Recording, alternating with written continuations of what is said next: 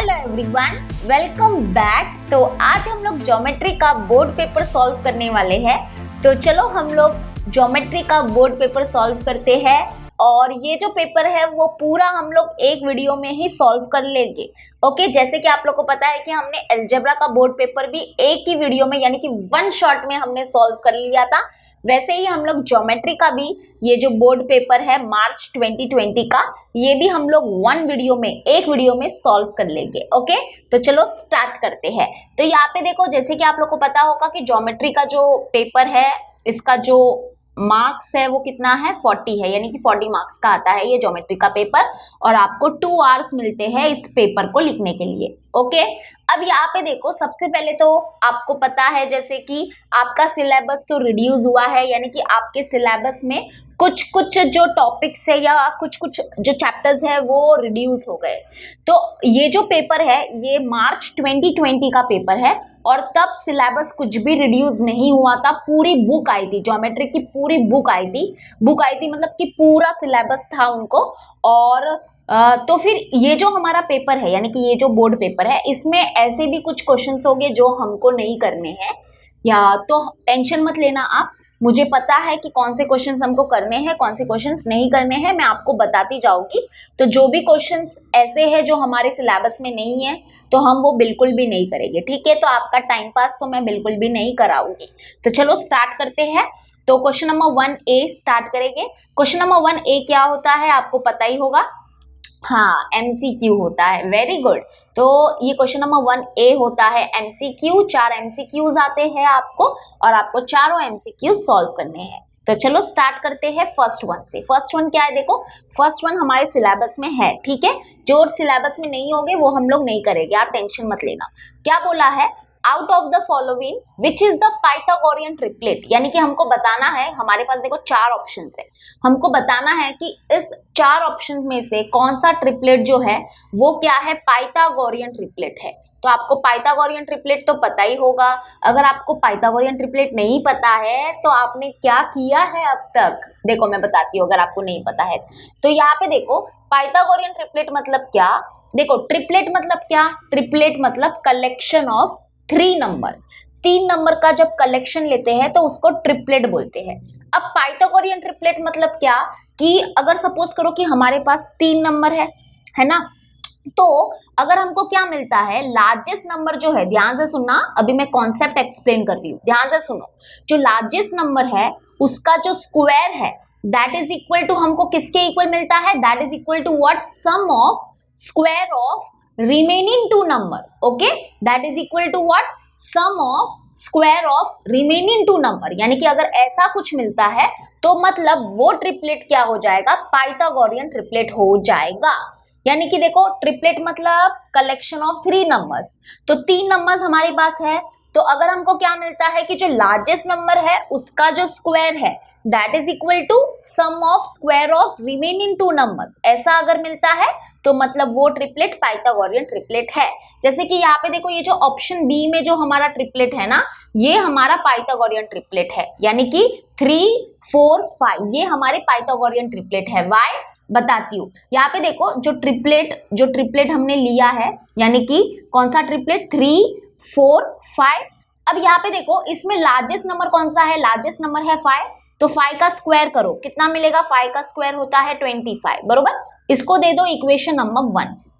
अब हमको क्या करना है, सबसे पहले तो देखो ये जो रिमेनिंग 2 नंबर्स है ना उसका स्क्वायर करो, तो 3 का स्क्वायर करेंगे और 4 का स्क्वायर करेंगे और फिर इनको ऐड करेंगे, तो देखते हैं क्या मिलता है, ठीक है। तो 3 का स्क्वायर होता है 9 प्लस 4 का स्क्वायर होता है 16, तो 9 प्लस 16 कितना होगा, 25 होगा, है ना। तो इसको दे देंगे इक्वेशन नंबर 2। तो इक्वेशन नंबर 1 और 2 को देखो, इसका जो राइट हैंड साइड है वो सेम है। अगर इसका राइट हैंड साइड सेम है इसका मतलब इसका लेफ्ट हैंड साइड भी सेम हो जाएगा। यानी कि यहाँ पे हमको क्या मिला फ्रॉम इक्वेशन नंबर 1 एंड 2 कि जो 5 का स्क्वायर है that is equal to what, that is equal to 3 का square, that is equal to 3 का स्क्वायर प्लस 4 का स्क्वायर। यानी कि यहाँ पे हमको क्या मिला कि जो लार्जेस्ट नंबर का स्क्वायर है that is equal to sum of square of remaining 2 number. इसका मतलब हम बोल सकते हैं कि ये जो ट्रिपलेट है वो पाइथागोरियन ट्रिपलेट है। समझ में आया? कुछ पाइथागोरियन ट्रिपलेट आप याद कर लो, क्योंकि आपको फिर ये टाइम पास करने की जरूरत नहीं पड़ेगी एग्जाम में। ओके, जैसे कि मुझे पता था कि 3, 4, 5 तो पाइथागोरियन ट्रिपलेट है, तो यानी कि option B is our correct option. Okay, option A में जो ट्रिपलेट है वो पाइथागोरियन ट्रिपलेट नहीं है, सी और डी में भी जो ट्रिपलेट है वो पाइथागोरियन ट्रिपलेट नहीं है, आप चेक कर लेना। तो जो ऑप्शन ए, ऑप्शन सी और ऑप्शन डी में जो ट्रिपलेट है ना, वहां पे हमको ऐसा नहीं मिलेगा। क्या नहीं मिलेगा? कि जो लार्जेस्ट नंबर का स्क्वायर है that will not be equal to sum of square of remaining two numbers. इसलिए option A, option C, option D वाले ट्रिपलेट हमारे पाइथागोरियन ट्रिपलेट नहीं है। ठीक है, फर्स्ट वन समझा, इजी था, यस वेरी गुड। चलो देखो, मैं कॉन्सेप्ट भी समझाती हूँ, कॉन्सेप्ट भी समझाती हूँ, ऐसा ही नहीं कि फटाफट सॉल्व करके बस खत्म करो, नहीं, कॉन्सेप्ट समझाना इज वेरी वेरी इंपॉर्टेंट, तभी जाके तो आप पेपर लिख पाओगे ना। चलो सेकेंड वन करते हैं। सेकेंड वन हमारे सिलेबस में है, क्या बोला है देखो, सर्कल लेसन का ये एमसीक्यू है। क्या बोला है? 2 circles of red I 5.5 centimetre and 3.3 centimetre respectively touch each other externally, what is the distance between their centres. यानी कि यहाँ पे क्या बोला है, 2 सर्कल है, ठीक है, 2 सर्कल है और वो एक दूसरे को क्या कर रहे हैं, टच कर रहे हैं एक्सटर्नली। एक्सटर्नली मतलब बाहर से टच कर रहे हैं, और हमको क्या दिया है, वो दोनों सर्कल का रेडियस हमको दिया है, ठीक है, और हमको क्या करना है, वो दोनों सर्कल के सेंटर के बीच का डिस्टेंस फाइंड करना है। वेरी इजी, ये कॉन्सेप्ट आपको पता होगा, अगर नहीं पता है तो बता देती हूँ, यहाँ पे एक्सप्लेन करती हूँ। सपोज करो कि ये हमारा पहला सर्कल है और सपोज करो कि ये हमारा दूसरा सर्कल है, ठीक है। देखो ये दोनों सर्कल क्या कर रहे हैं, एक दूसरे को टच कर रहे हैं एक्सटर्नली। एक्सटर्नली मतलब बाहर से। तो सपोज करो कि ये है एक पॉइंट, दूसरा कलर ले लेती हूँ ताकि आपको थोड़ा सा आप समझ सको। यहाँ पे सपोज करो कि ये है पॉइंट, इस पॉइंट पे ये दोनों सर्कल एक दूसरे को टच कर रहे हैं, ठीक है। तो सपोज करो कि ये जो हमारा पहला वाला जो सर्कल है, फर्स्ट सर्कल जो है इसका सेंटर है यहाँ पे, और जो हमारा सेकेंड सर्कल है इसका सेंटर है सपोज करो यहाँ पे। हमको क्या दिया है, ये दोनों सर्कल का रेडियस दिया है। जैसे कि जो बड़ा सर्कल है उसका रेडियस है 5.5 सेंटीमीटर, तो यानी कि ये रेडियस हो गया ना, ये रेडियस हो गया, तो ये हमको दिया है 5.5 सेंटीमीटर, ओके। और छोटे सर्कल का जो रेडियस है वो दिया है 3.3 सेंटीमीटर, यानी कि वो क्या हो गया, ये हो गया। दूसरा कलर ले लेती हूँ, देखो छोटे सर्कल का जो रेडियस होगा वो ये होगा, ये वाला, और वो कितना दिया है 3.3 सेंटीमीटर, ओके।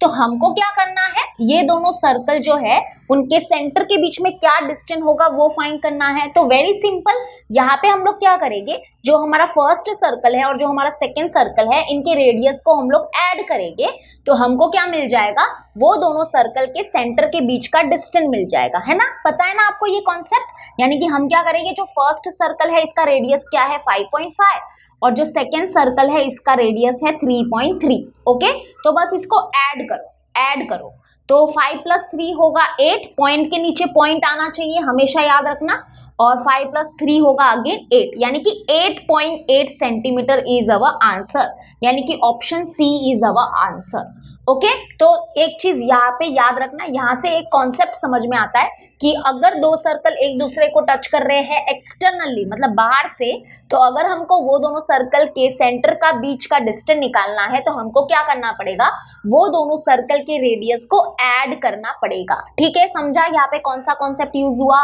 Very good. चलो करते हैं थर्ड एमसीक्यू। थर्ड एमसीक्यू जो है वो हमारा कोऑर्डिनेट ज्योमेट्री से है, ठीक है, यानी कि चैप्टर नंबर 5 आपको पता ही होगा, और ये वाला एमसीक्यू हमको करना है। चलो करते हैं, सिलेबस में है ये वाला। डिस्टेंस फॉर्मूला यहाँ पे यूज होगा। क्या बोला है देखो, distance of point -3,4 from the origin is dash, यानी कि यहाँ पे देखो हमारे पास एक पॉइंट है, ठीक है, हमारे पास क्या है, एक पॉइंट है, इस पॉइंट के कोऑर्डिनेट्स हमको दिए हैं दैट इज -3,4, और हमको क्या करना है, इस पॉइंट का डिस्टेंस फाइंड करना है ओरिजिन से। क्या होगा बताओ, इसका फॉर्मूला क्या होगा, इसका फॉर्मूला होगा, देखो इसका फॉर्मूला होगा √x² + y²। आपको ये फॉर्मूला पता है कि नहीं, अगर नहीं पता है तो बता देती हूँ। एक चीज हमेशा याद रखना, अगर हमको क्या करना है, एक पॉइंट का डिस्टेंस फाइंड करना है ओरिजिन से, तो उसका फॉर्मूला ये वाला होता है। कौन सा वाला होता है, ये वाला होता है। जो हमारा डिस्टेंस फॉर्मूला है ना, देखो जो डिस्टेंस फॉर्मूला है थोड़ा सा बड़ा है, वहां से ही ये आया है, लेकिन ये स्पेशल केस होता है, ध्यान से सुनना। ये क्या होता है, ऐसे समझो कि एक स्पेशल केस है कि अगर हमको किसी भी पॉइंट का डिस्टेंस फाइंड करना है ओरिजिन से, तो आप ये वाला फॉर्मूला यूज कर दो। कौन सा formula? Square root of x square plus y square. अब ये एक्स और वाई क्या होते हैं? एक्स और वाई जो है वो हमारा जो पॉइंट है ना, उसके कोऑर्डिनेट्स होते हैं। देखो ओरिजिन के तो कोऑर्डिनेट क्या होते हैं? 0,0, उससे हमको कुछ लेना देना नहीं है, ठीक है। तो ये जो हमारा पॉइंट है ना, उसके कोऑर्डिनेट होते हैं, यानी कि एक्स और वाई क्या होते हैं? जो हमारा पॉइंट है उसके कोऑर्डिनेट होते हैं। जैसे कि ये पॉइंट है, पॉइंट के कोऑर्डिनेट क्या है? -3,4, तो यानी कि ये हो जाएंगे हमारे एक्स और वाई के वैल्यूज, यानी कि एक्स का वैल्यू होगा -3 और y का वैल्यू जो होगा वो होगा 4। तो यहाँ पे हम लोग पुट कर लेंगे तो हमको क्या मिल जाएगा? जो पॉइंट है उसका डिस्टेंस मिल जाएगा ओरिजिन से, ठीक है। चलो यहाँ पे पुट करते हैं, ये हमारा फॉर्मूला है, ये हमारा फॉर्मूला है, याद रखना इसको, ठीक है। तो चलो हम लोग लिखते हैं दैट इज इक्वल टू, नीचे नीचे ही सॉल्व कर देती हूँ मैं, that is square root of x square मतलब -3 का स्क्वायर, तो -3 का स्क्वायर प्लस वाई स्क्वायर मतलब 4 का स्क्वायर, ठीक है, तो 4 का स्क्वायर, तो that is equal to square root of, अब देखो -3 का स्क्वायर क्या होगा? 9 ही होगा, है ना। -3 का स्क्वायर होगा प्लस 9 होगा, -9 नहीं होगा, +9 होगा, प्लस 4 का स्क्वायर क्या होगा? 16 होगा, ओके। तो दैट इज इक्वल टू 9 + 16 कितना होता है? Very good, 25, and square root of 25 is what? 5, very good. तो यानी कि हमारा आंसर है 5, ठीक है। यानी कि कौन सा ऑप्शन राइट है? Option D is the correct option. समझ में आया? Third MCQ very easy, okay. चलो करते हैं फोर्थ एमसीक्यू, लेकिन फोर्थ एमसीक्यू हमारे सिलेबस में नहीं है क्योंकि ये चैप्टर नंबर 7 का एमसीक्यू है, and as you all know कि जो चैप्टर नंबर 7 है वो पूरा का पूरा जो है वो रिड्यूस हो चुका है, ठीक है। तो ये हमको नहीं करना है। चलो अभी हम लोग करते हैं क्वेश्चन नंबर 1B सॉल्व, ठीक है। क्वेश्चन नंबर 1B सॉल्व करते हैं। ये जो हमारे यहाँ पे जो आपको क्वेश्चंस मिलेंगे वो बहुत ही, मतलब कि इसके जो सॉल्यूशंस होंगे वो बहुत ही छोटे छोटे होंगे, ओके। तो चलो स्टार्ट करते हैं। फर्स्ट वन क्या दिया है? The ratio of corresponding sides of similar triangles is 3:5, then find the ratio of their areas. Okay, बहुत ही इंटरेस्टिंग क्वेश्चन है। यानी कि यहाँ पे हमको क्या दिया है कि दो सिमिलर ट्राइंगल्स है और उनके करस्पॉन्डिंग साइड का रेशियो हमको दिया है, और वो कितना है? 3:5 है। और हमको क्या करना है? वो दोनों सिमिलर ट्राइंगल्स के एरियाज का रेशियो फाइंड करना है। क्वेश्चन समझा कि नहीं समझा? अगर नहीं समझा तो फिर से बता देती हूँ। सबसे पहले तो देखो यहाँ पे सबसे इंपॉर्टेंट चीज क्या दी है कि दो ट्राइंगल्स जो है वो क्या है? सिमिलर है, ओके। और उनके करस्पॉन्डिंग साइड का जो रेशियो है वो हमको दिया है, उनके करस्पॉन्डिंग साइड का जो रेशियो है वो हमको दिया है 3:5। और हमको क्या फाइंड करना है? हमको वो दोनों सिमिलर ट्राइंगल के एरियाज का रेशियो फाइंड करना है, ओके। तो चलो स्टार्ट करते हैं। मैं आपको बताती हूँ कि इसका सोल्यूशन क्या होगा। तो क्वेश्चन नंबर 1B जो क्वेश्चन नंबर 1B है उसका फर्स्ट वन का सोल्यूशन देखो क्या होगा। पहले तो हम लोग लेट ले लेते हैं। क्या लेट लेंगे कि जो S1 है एंड S2 जो है वो क्या है? करस्पॉन्डिंग साइड्स है किसके? वो दोनों सिमिलर ट्राइंगल्स के, ठीक है। तो यहाँ पे आपको थोड़ा सा डिटेल में लिखना पड़ेगा, मैं डिटेल में नहीं लिख रही हूँ, उसके लिए माफी चाहती हूँ, लेकिन आप बस कॉन्सेप्ट को अच्छे से समझ लो, कॉन्सेप्ट समझ में आ जाएगा तो आप खुद भी लिख लोगे। तो हम यहाँ पे क्या करेंगे? लेट लेते हैं कि S1 एंड S2 क्या है? S1 एंड S2 क्या है? Are corresponding sides of similar triangle. तो यहाँ पे देखो हम लोग ने क्या लिया कि S1 और S2 क्या है? करस्पॉन्डिंग साइड्स है हमारे सिमिलर ट्राइंगल के, ठीक है। और हमको क्या करना है? वो सिमिलर ट्राइंगल के एरियाज का रेशियो फाइंड करना है, तो एरियाज को भी हम लोग को लेट लेना पड़ेगा। तो यहाँ पे हम लोग बोल देते हैं कि A1 एंड A2 क्या है? यहाँ पे लिखना पड़ेगा A1 एंड A2 क्या है? Are areas of similar triangle, ठीक है, are areas of similar triangle. क्योंकि हमको क्या करना है?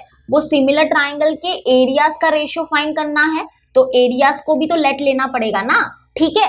अब यहाँ पे देखो गिवन में हमारे पास क्या है कि वो जो सिमिलर ट्राइंगल्स है उनके करस्पॉन्डिंग साइड का रेशियो हमारे पास है ना। That is what we have हमारे पास क्या है? We have S1 upon S2, यानी कि करस्पॉन्डिंग साइड का जो रेशियो है वो हमारे पास है, and that is equal to what? 3:5 है शायद, हाँ 3:5 है, तो यहाँ पे लिख लेंगे that is equal to 3:5। Okay, समझ में आया? ये हमारे पास गिवन में है और हमको क्या फाइंड करना है, अगर हम बोले तो हमको क्या फाइंड करना है, वी हैव टू फाइंड कि वो दोनों सिमिलर ट्राइंगल्स के एरियाज का रेशियो फाइंड करना है, यानी कि we have to find A1/A2। ये दोनों जो सिमिलर ट्राइंगल्स है, यानी कि जो हमारे सिमिलर ट्राइंगल्स है उनके एरियाज का रेशियो हमको फाइंड करना है, तो दैट इज क्वेश्चन मार्क।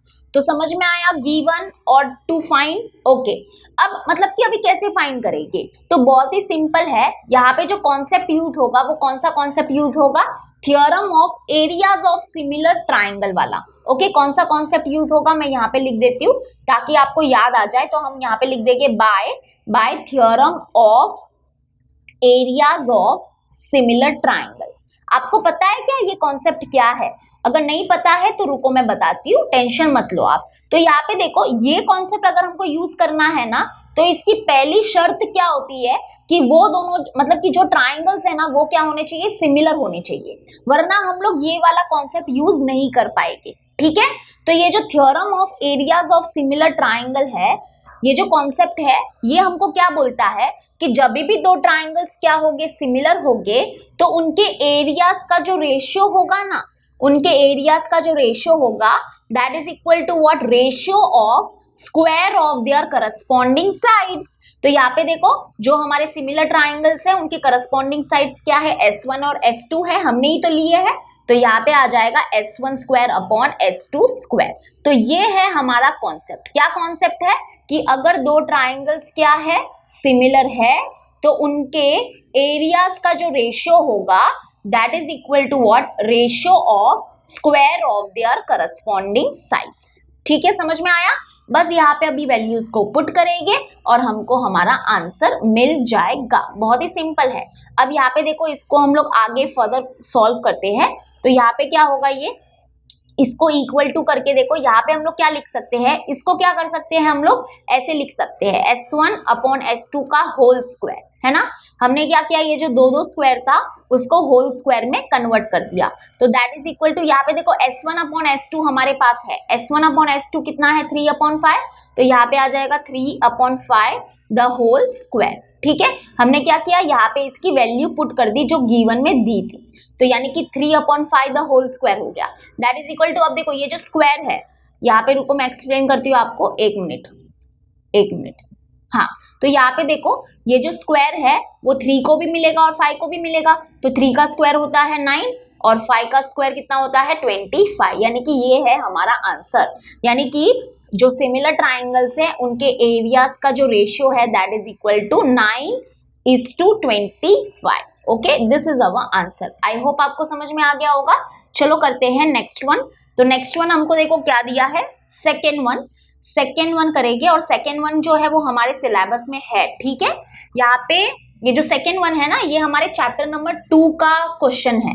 तो यहाँ पे क्या बोला है, find the diagonal of a square whose side is 10 centimetre. Okay, बहुत ही इजी है। क्या बोला है, एक स्क्वायर है एंड जैसे कि आप लोगों को पता है कि जो स्क्वायर है उसके सारे साइड्स क्या होते हैं, कॉन्ग्रेंट होते हैं, तो यानी कि यहाँ पे इसके सारे साइड्स कॉन्ग्रेंट हो गए, और साइड हमको दिया है, कितना दिया है 10 सेंटीमीटर, यानी कि ये 10 सेंटीमीटर होगा, ये भी 10 सेंटीमीटर होगा, ये भी 10 सेंटीमीटर होगा और ये भी 10 सेंटीमीटर होगा। और हमको क्या करना है, उस स्क्वायर का डायगोनल जो है वो फाइंड करना है। ठीक है, बहुत ही इजी क्वेश्चन है, इसको भी हम लोग ब्लैंक पेज में करेंगे। तो यहाँ पे ये कौन सा क्वेश्चन नंबर है हमारा, क्वेश्चन नंबर 2 है, बरोबर। तो क्वेश्चन नंबर 1B का सेकेंड वन। ओके, तो सबसे पहले मैं यहाँ पे थोड़ा सा एक स्क्वायर बना देती हूँ। तो सपोज करो ये हमारा स्क्वायर है, ठीक है, तो यहाँ पे स्क्वायर को नाम दे देते हैं ABCD। Okay, and we know that कि स्क्वायर के तो सारे साइड्स क्या होते हैं, इक्वल होते हैं। बहुत अच्छी बात है। तो यानी कि ये 10 सेंटीमीटर होगा, ये भी 10 सेंटीमीटर होगा, ये भी 10 सेंटीमीटर होगा और ये भी 10 सेंटीमीटर होगा। अब हम क्या करेंगे, एक डायगोनल बना देंगे, क्योंकि we have to find diagonal. ठीक है, तो एक डायगोनल बना देंगे, तो हम क्या करेंगे, A और C को ज्वाइन कर देंगे, तो ये हमारा डायगोनल है। तो हमको ये जो डायगोनल है ना, इसकी जो लेंथ है वो फाइंड करनी है। कैसे फाइंड करेंगे? Very simple. देखो आपको पता होगा कि जो स्क्वायर है उसके सारे एंगल्स क्या होते हैं? राइट एंगल होते हैं, राइट? आपको ये पता था कि नहीं? हाँ पता था ना, वेरी गुड। तो जो स्क्वायर है उसके सारे एंगल्स राइट एंगल होते हैं, तो इसका मतलब ये जो एंगल है वो क्या हो जाएगा? 90 डिग्री हो जाएगा, है ना? तो अब हम क्या करेंगे, बेसिकली यहाँ पे देखो आपको एक ट्राइंगल नजर आ रहा होगा, मैं थोड़ा सा जूम कर लेती हूँ। हाँ देखो यहाँ पे आपको एक ट्राइंगल नजर आ रहा होगा, तो अब हम क्या करेंगे, इस ट्राइंगल में क्या करेंगे, पाइथागोरस थ्योरम अप्लाई करेंगे, और पाइथागोरस थ्योरम अप्लाई करेंगे तो हमको ये जो डायगोनल है वो मिल जाएगा। सिंपल, समझ में आया? कितना इजी था ना। अब बोलोगे अरे इतना इजी। हाँ तो यहाँ पे सेकेंड वन सॉल्व करते हैं, तो यहाँ पे हम लोग लिखेंगे क्वाड्रिलेटरल ABCD जो है वो क्या है, इज अ स्क्वायर। ये क्या है? एक स्क्वायर है, ये गिवन है। तो वी नो दैट स्क्वायर के सारे साइड्स इक्वल होते हैं, यानी कि AB जो होगा that is equal to BC and that is equal to DC and that is equal to AD and that is equal to 10 centimetre. सारे साइड्स क्या होते हैं? इक्वल होते हैं। और यहाँ पे देखो ये जो एंगल D है, एंगल D जो होगा वो क्या होगा? 90 डिग्री होगा, है ना? तो angle D is equal to what? 90 degree. समझ में आया? तो अभी हम क्या बोलेंगे, नाउ यहाँ पे देखो आपको सब रीजन लिखना है। ओके यहाँ पे ये सब आपको एक मिनट। हाँ तो यहाँ पे देखो आपको यहाँ पे सब रीजन लिखना है। यहाँ पे क्या रीजन लिखोगे कि sides of squares are congruent, और यहाँ पे क्या लिखोगे, angles of squares are right angle. ठीक है, मैं थोड़ा सा डिटेल में नहीं बता रही हूँ, बट आई होप आप समझ रहे हो कि आपको रीजन के साथ लिखना है। तो अभी नाउ हम क्या बोलेंगे, आपको ये फिगर भी बनाना है इस क्वेश्चन के लिए। फिगर इज कंपल्सरी, फिगर नहीं बनाओगे तो क्वेश्चन कैसे सॉल्व करोगे, है ना? तो यहाँ पे नाउ अभी हम बोलेंगे नाउ इन ट्राइंगल। कौन सा ट्राइंगल लेके? In triangle ADC। तो यहाँ पे लिखेंगे in triangle ADC angle D जो है वो क्या होगा हमारा? 90 डिग्री होगा। तो देयरफॉर हम लोग इस ट्राइंगल में पाइथागोरस थ्योरम अप्लाई कर सकते हैं। तो देयरफॉर हम क्या बोलेंगे, देयरफॉर बाय पाइथागोरस थ्योरम। ठीक है, तो पाइथागोरस थ्योरम क्या होता है हमारा, कि जो हमारा राइट एंगल है उसके अपोजिट में जो साइड होती है दैट इज हाइपोटेनस। ये हाइपोटेनस है, तो हाइपोटेनस का जो स्क्वायर होता है that is equal to sum of square of remaining two side, यानी कि AD का स्क्वायर प्लस DC का स्क्वायर। यस, तो चलो अभी यहाँ पे सारे वैल्यूज को पुट करते हैं और हम अपना आंसर्स, मतलब जो हमको फाइंड करना है वो हम फाइंड करते हैं। ठीक है, तो AC तो देखो हमको फाइंड करना है, AC ही तो हमारा डायगोनल है ना। देखो AC ही तो हमारा डायगोनल है, तो AC स्क्वायर ऐसे ही रहेगा। और AD हमारे पास 10 है, यहाँ पे फिगर में देख लो AD 10 है। ठीक है, तो 10 का स्क्वायर प्लस DC भी देखो, DC भी हमारे पास 10 है, तो मतलब 10 का स्क्वायर। ओके, तो यानी कि यहाँ पे हो जाएगा AC square is equal to 10 का स्क्वायर होता है 100 प्लस 10 का स्क्वायर होता है 100।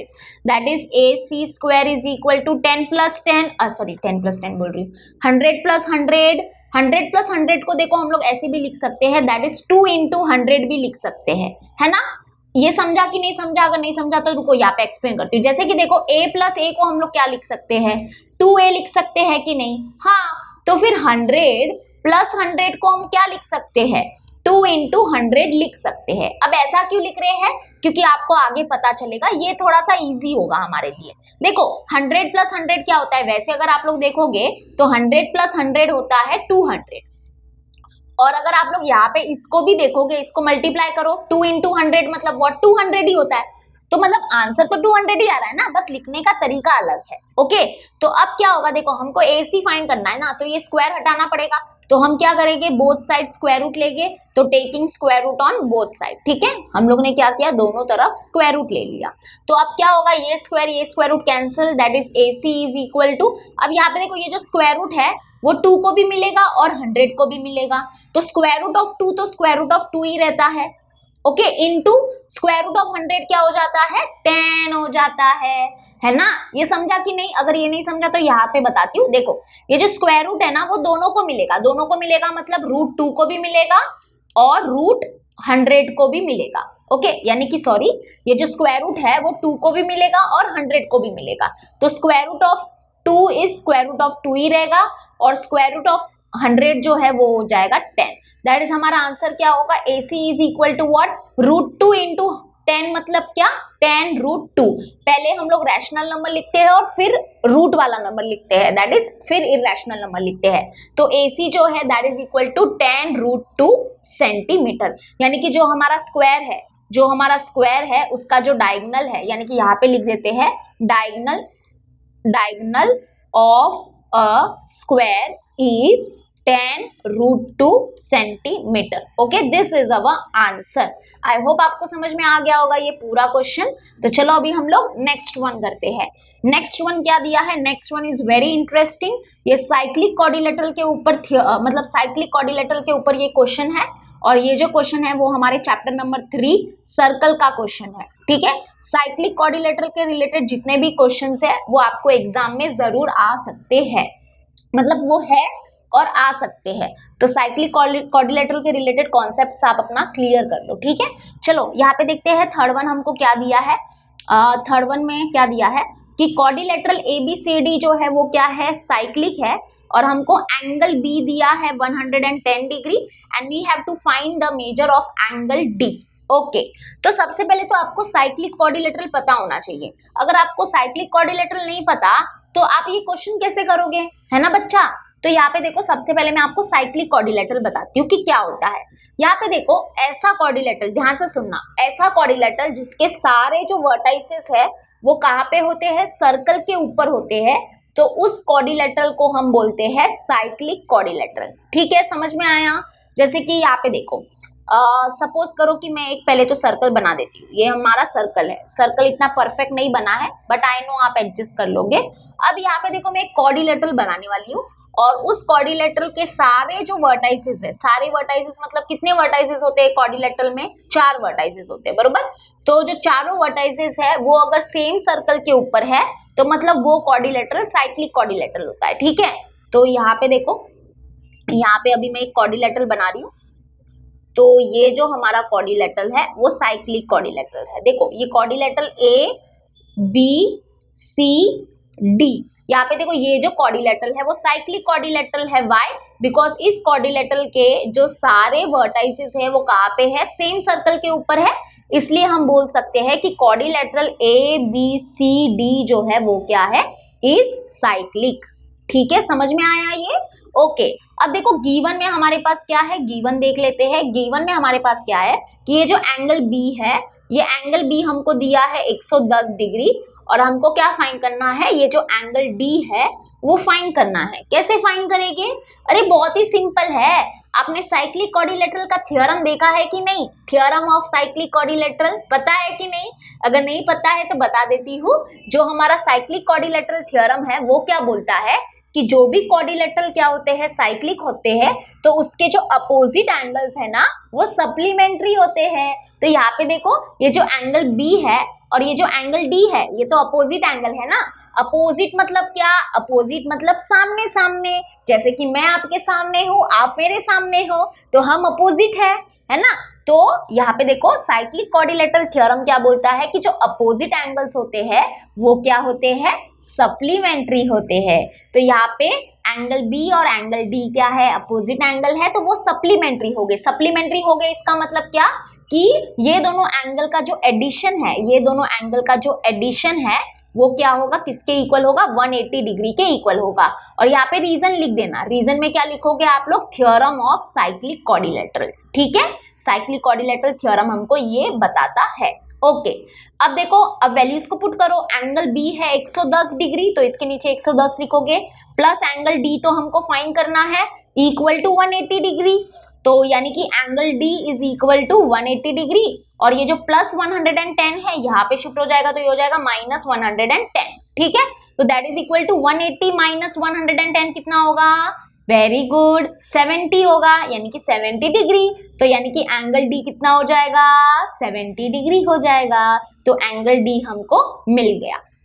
ठीक है, यानी कि ये जो एंगल D है इसकी वैल्यू हमको मिल गई, दैट इज 70 डिग्री। समझ में आया? Third one easy. ओके, अभी करेंगे question number 4, but question number 4 हमारे सिलेबस में नहीं है, क्योंकि आपको पता ही होगा कि जो स्लोप के रिलेटेड जो कॉन्सेप्ट है उसको ओमिट कर दिया गया है ना। ये जो हमारा क्वेश्चन था वो चैप्टर नंबर 5 कोऑर्डिनेट ज्योमेट्री का क्वेश्चन था, और ये जो क्वेश्चन है वो प्रैक्टिस सेट 5.3 के रिलेटेड था, और प्रैक्टिस सेट 5.3 पूरा ओमिट किया है। ठीक है, स्लोप के रिलेटेड जो भी कॉन्सेप्ट है वो ओमिट हो चुके हैं, तो ये क्वेश्चन हम लोग नहीं करेंगे। चलो अभी एक न्यू क्वेश्चन नंबर की तरफ बढ़ते हैं, that is question number 2 and उसका सबसे पहले हम लोग ए पार्ट करेंगे। तो यहाँ पे देखो, यहाँ पे क्या है, क्वेश्चन नंबर 2A जो होता है वो एक्टिविटी होता है, ठीक है। एक्टिविटी भी बहुत आते हैं, तो एक्टिविटी आपके जितने भी टेक्स्ट बुक में दिए हैं प्लीज आप उसको प्रैक्टिस जरूर करना। अब यहाँ पे देखो क्वेश्चन नंबर 2A का जो फर्स्ट वन है ये हम नहीं कर पाएंगे क्योंकि यहाँ पे tangent secant segment theorem use हुआ है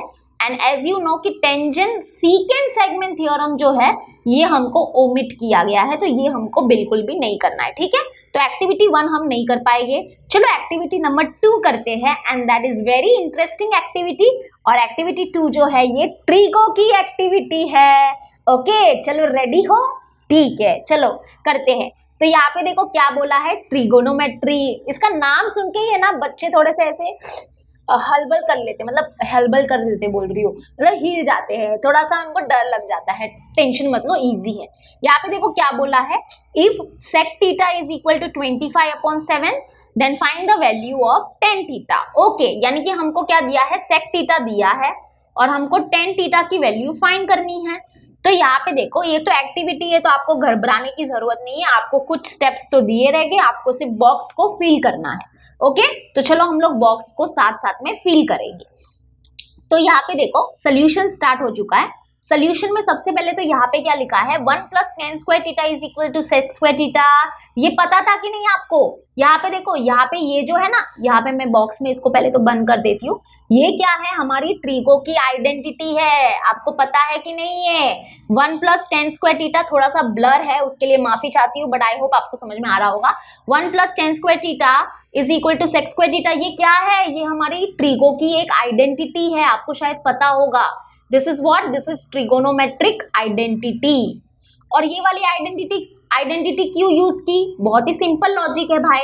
अगर हमको sec थीटा दिया है और हमको tan थीटा फाइंड करना है, तो जो sec और tan के रिलेटेड जो आइडेंटिटी होगी वही तो यूज करेंगे ना, है ना। तो दिमाग लगाओ, आपको शायद पता होगा देयर आर 3 ट्रिगोनोमेट्रिक आइडेंटिटी, है ना। वो 3 ट्रिगोनोमेट्रिक आइडेंटिटी बहुत ही इंपॉर्टेंट है, उसमें से ये हमारी एक आइडेंटिटी है। तो यहाँ पे देखो ये आइडेंटिटी का यूज करके हम लोग tan थीटा को फाइंड करेंगे, ठीक है। अब वैल्यूज को पुट किया है, देखो नीचे क्या किया है, नेक्स्ट स्टेप में 1 के नीचे 1 लिखा, प्लस के नीचे प्लस लिखा। एक मिनट, बैटरी लो हो गई है। हाँ, तो यहाँ पे देखो 1 के नीचे 1 लिखा, प्लस के नीचे प्लस लिखा और फिर tan स्क्वायर थीटा के नीचे tan स्क्वायर थीटा लिखा। ओके इक्वल टू, अब देखो हमारे पास sec थीटा का जो वैल्यू है वो हमारे पास है, दैट इज 25/7। तो यानी कि यहाँ पे लिख दिया 25/7। लेकिन यहाँ पे ये बॉक्स किसके लिए बनाया है, ये बॉक्स बनाया है स्क्वायर के लिए। किसके लिए बनाया है, सिंपल है, स्क्वायर के लिए बनाया है। यहाँ पे क्या आएगा, स्क्वायर आएगा। क्यों, क्योंकि यहाँ पे देखो स्क्वायर है ना, यहाँ पे स्क्वायर है, तो यहाँ पे भी क्या आएगा, स्क्वायर आएगा। यहाँ पे हमको क्या पुट करना है, यहाँ पे क्या है, sec स्क्वायर थीटा है। तो हमारे पास sec की वैल्यू है, दैट इज sec थीटा की वैल्यू है 25/7।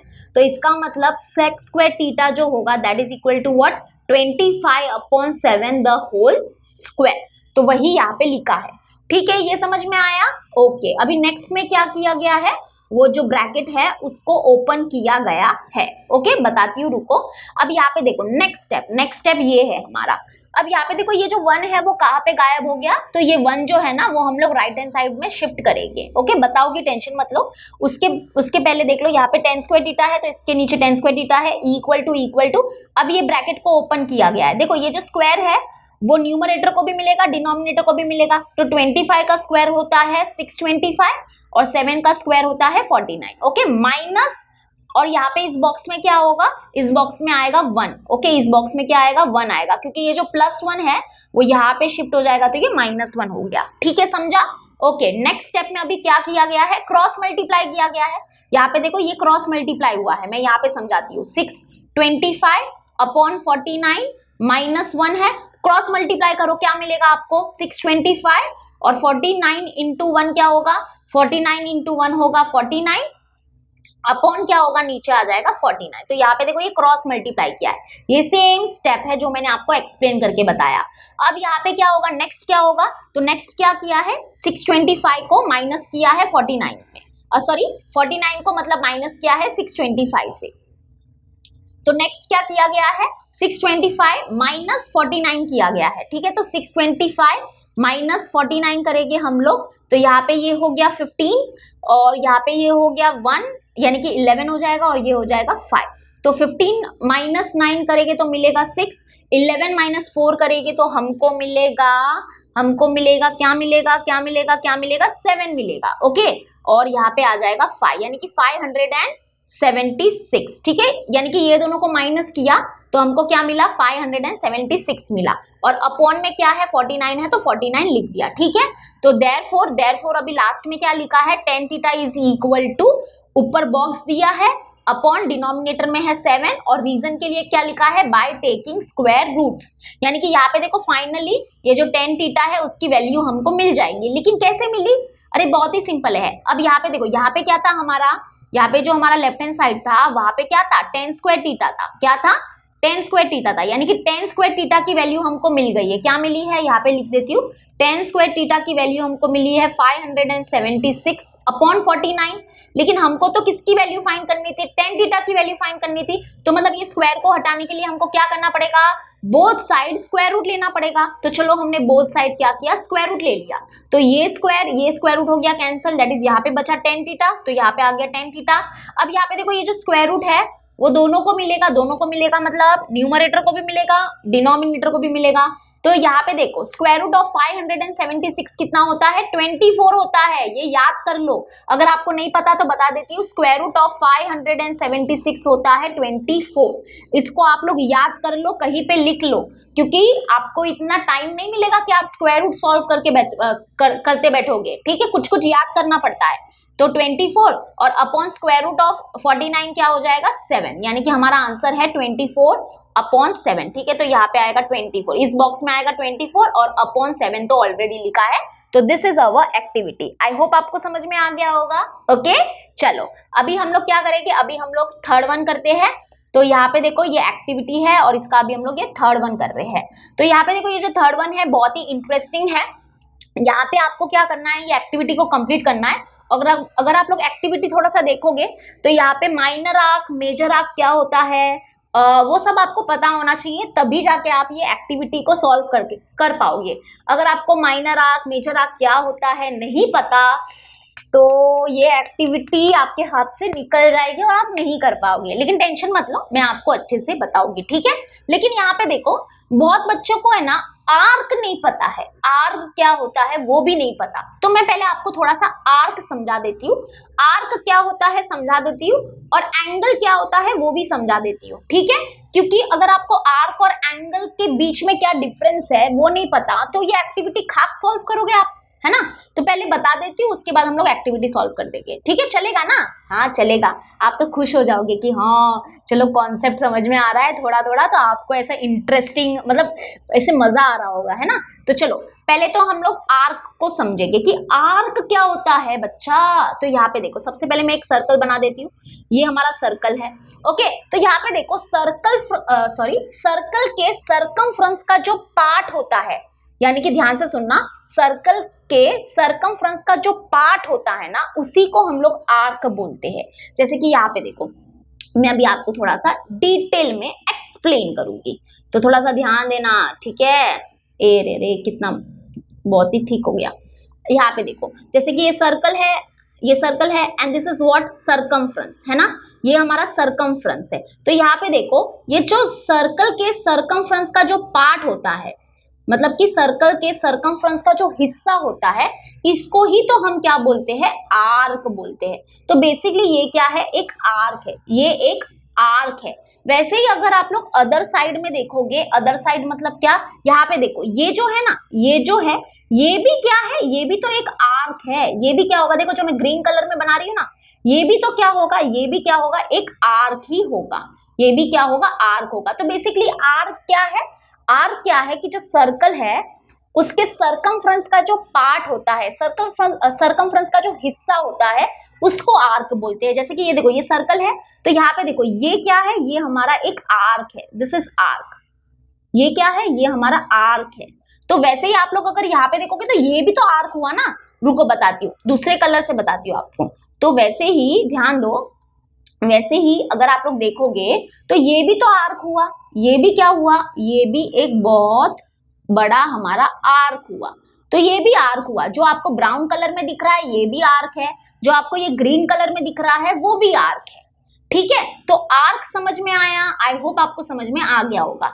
नाउ लेट अस सी कि व्हाट इज एंगल। एंगल क्या होता है? तो एंगल क्या होता है देखो मैं बताती हूँ। यहाँ पे देखो जो दो रेज है ना, देखो दो रेज के जब एंड पॉइंट्स क्या करते हैं, एक दूसरे को मिलते हैं, तब एक एंगल फॉर्म होता है। जैसे कि देखो ये सपोज करो ये हमारी फर्स्ट रे है, इसका एंड पॉइंट है ये, ठीक है, और यहाँ पे मैं दूसरी रे बनाती हूँ, ये हमारी दूसरी रे है और इसका एंड पॉइंट भी क्या है, ये है। तो दो रेज के एंड पॉइंट्स जब मिलते हैं तब एक एंगल फॉर्म होता है। देखो यहाँ पे एक एंगल फॉर्म हुआ है, ये क्या है, हमारा एंगल है। समझ में आया एंगल कैसे फॉर्म होता है और आर्क क्या होता है? ओके, अब यहाँ पे देखो ये जो एंगल है ना, इसमें ये जो पॉइंट होता है ना, इस पॉइंट को हम लोग बोलते हैं वर्टेक्स ऑफ द एंगल। क्या बोलते हैं? Vertex of the angle. तो ये चीज हमेशा याद रखना, ठीक है। तो एंगल समझ में आ गया होगा आपको और आर्क भी समझ में आ गया होगा। तो चलो अभी हम लोग ये क्वेश्चन नंबर 3 आराम से सॉल्व कर सकते हैं। तो यहाँ पे देखो ये क्वेश्चन नंबर 3 जो है, पहले तो मैं ये पूरा जो पेज है इसको थोड़ा सा नीट कर देती हूँ। तो यहाँ पे देखो ये जो क्वेश्चन नंबर 3 है, आपको यहाँ पे एक फिगर नजर आ रहा होगा, एक सर्कल नजर आ रहा होगा, यहाँ पे आपको कुछ एंगल नजर भी आ रहा होगा, लेकिन आपको कुछ समझ में नहीं आ रहा होगा। अगर समझ में आ रहा है तो वेरी गुड, आपका कॉन्सेप्ट बहुत अच्छे से क्लियर है and keep it up. Okay, ऐसे ही आप स्टडी करो। तो अब यहाँ पे देखो, यहाँ पे आपको कुछ एंगल नजर आ रहा होगा और यहाँ पे देखो हम लोग पहले क्वेश्चन पढ़ लेते हैं क्या दिया है। In the figure given above O is the center of the circle.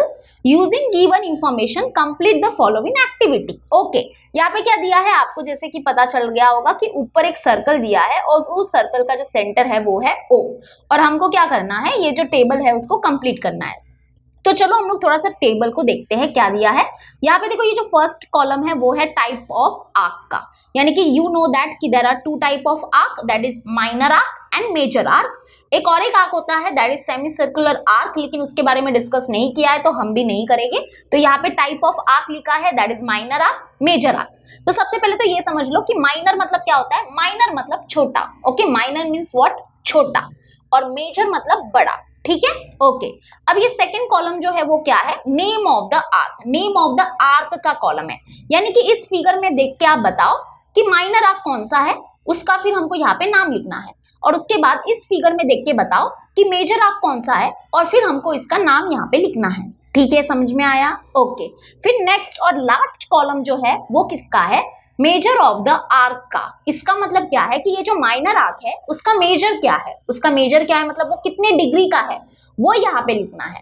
और वैसे ही जो हमारा मेजर आर्क है उसका मेजर क्या है, मतलब कि मेजर आर्क कितने डिग्री का है वो लिखना है। लेकिन आपको पहले पता होना चाहिए कि माइनर आर्क कहाँ पे है, मेजर आर्क कहाँ पे है ना। तो फिर हम बता सकते हैं कि माइनर आर्क का मेजर क्या है, मेजर आर्क का मेजर क्या है। तो यहाँ पे देखो मैं आपको बताती हूँ। यहाँ पे देखो, यहाँ पे ये जो एंगल AOB नजर आ रहा है आपको, एंगल AOB, एंगल AOB जो है ना वो क्या है, यहाँ पे हमारा सेंट्रल एंगल है। आपको पता है सेंट्रल एंगल क्या होता है? अगर नहीं पता है तो बता देती हूँ। यहाँ पे देखो, जिस भी एंगल का जो वर्टेक्स है वो कहाँ पे होता है, सर्कल के सेंटर पे होता है, तो मतलब उस एंगल को हम लोग बोलते हैं सेंट्रल एंगल। अब देखो मैंने एंगल बता दिया है आपको, एंगल का वर्टेक्स क्या होता है वो भी बताया है। तो अब आप बोलना मत कि आप क्या बोल रहे हो, कुछ समझ में नहीं आ रहा है। ओके, ध्यान से सुनो, जिस भी एंगल का वर्टेक्स कहाँ पे होता है, सर्कल के सेंटर पे होता है, तो उस एंगल को हम लोग सेंट्रल एंगल बोलते हैं। जैसे कि यहाँ पे देखो ये जो एंगल AOB तो है, सॉरी ये जो एंगल AOB जो है, इस एंगल का जो वर्टेक्स है वो कहाँ पे है, सर्कल के सेंटर पे है। तो मतलब ये जो एंगल AOB जो है वो हमारा सेंट्रल एंगल है। तो ये सेंट्रल एंगल क्या करता है पता है आपको, ये सेंट्रल एंगल क्या करता है, ये जो हमारा पूरा सर्कल जो है उसको दो आर्क में डिवाइड करता है, उसको दो आर्क में डिवाइड करता है। तो यहाँ पे देखो आपको दो आर्क नजर आ रहे होंगे।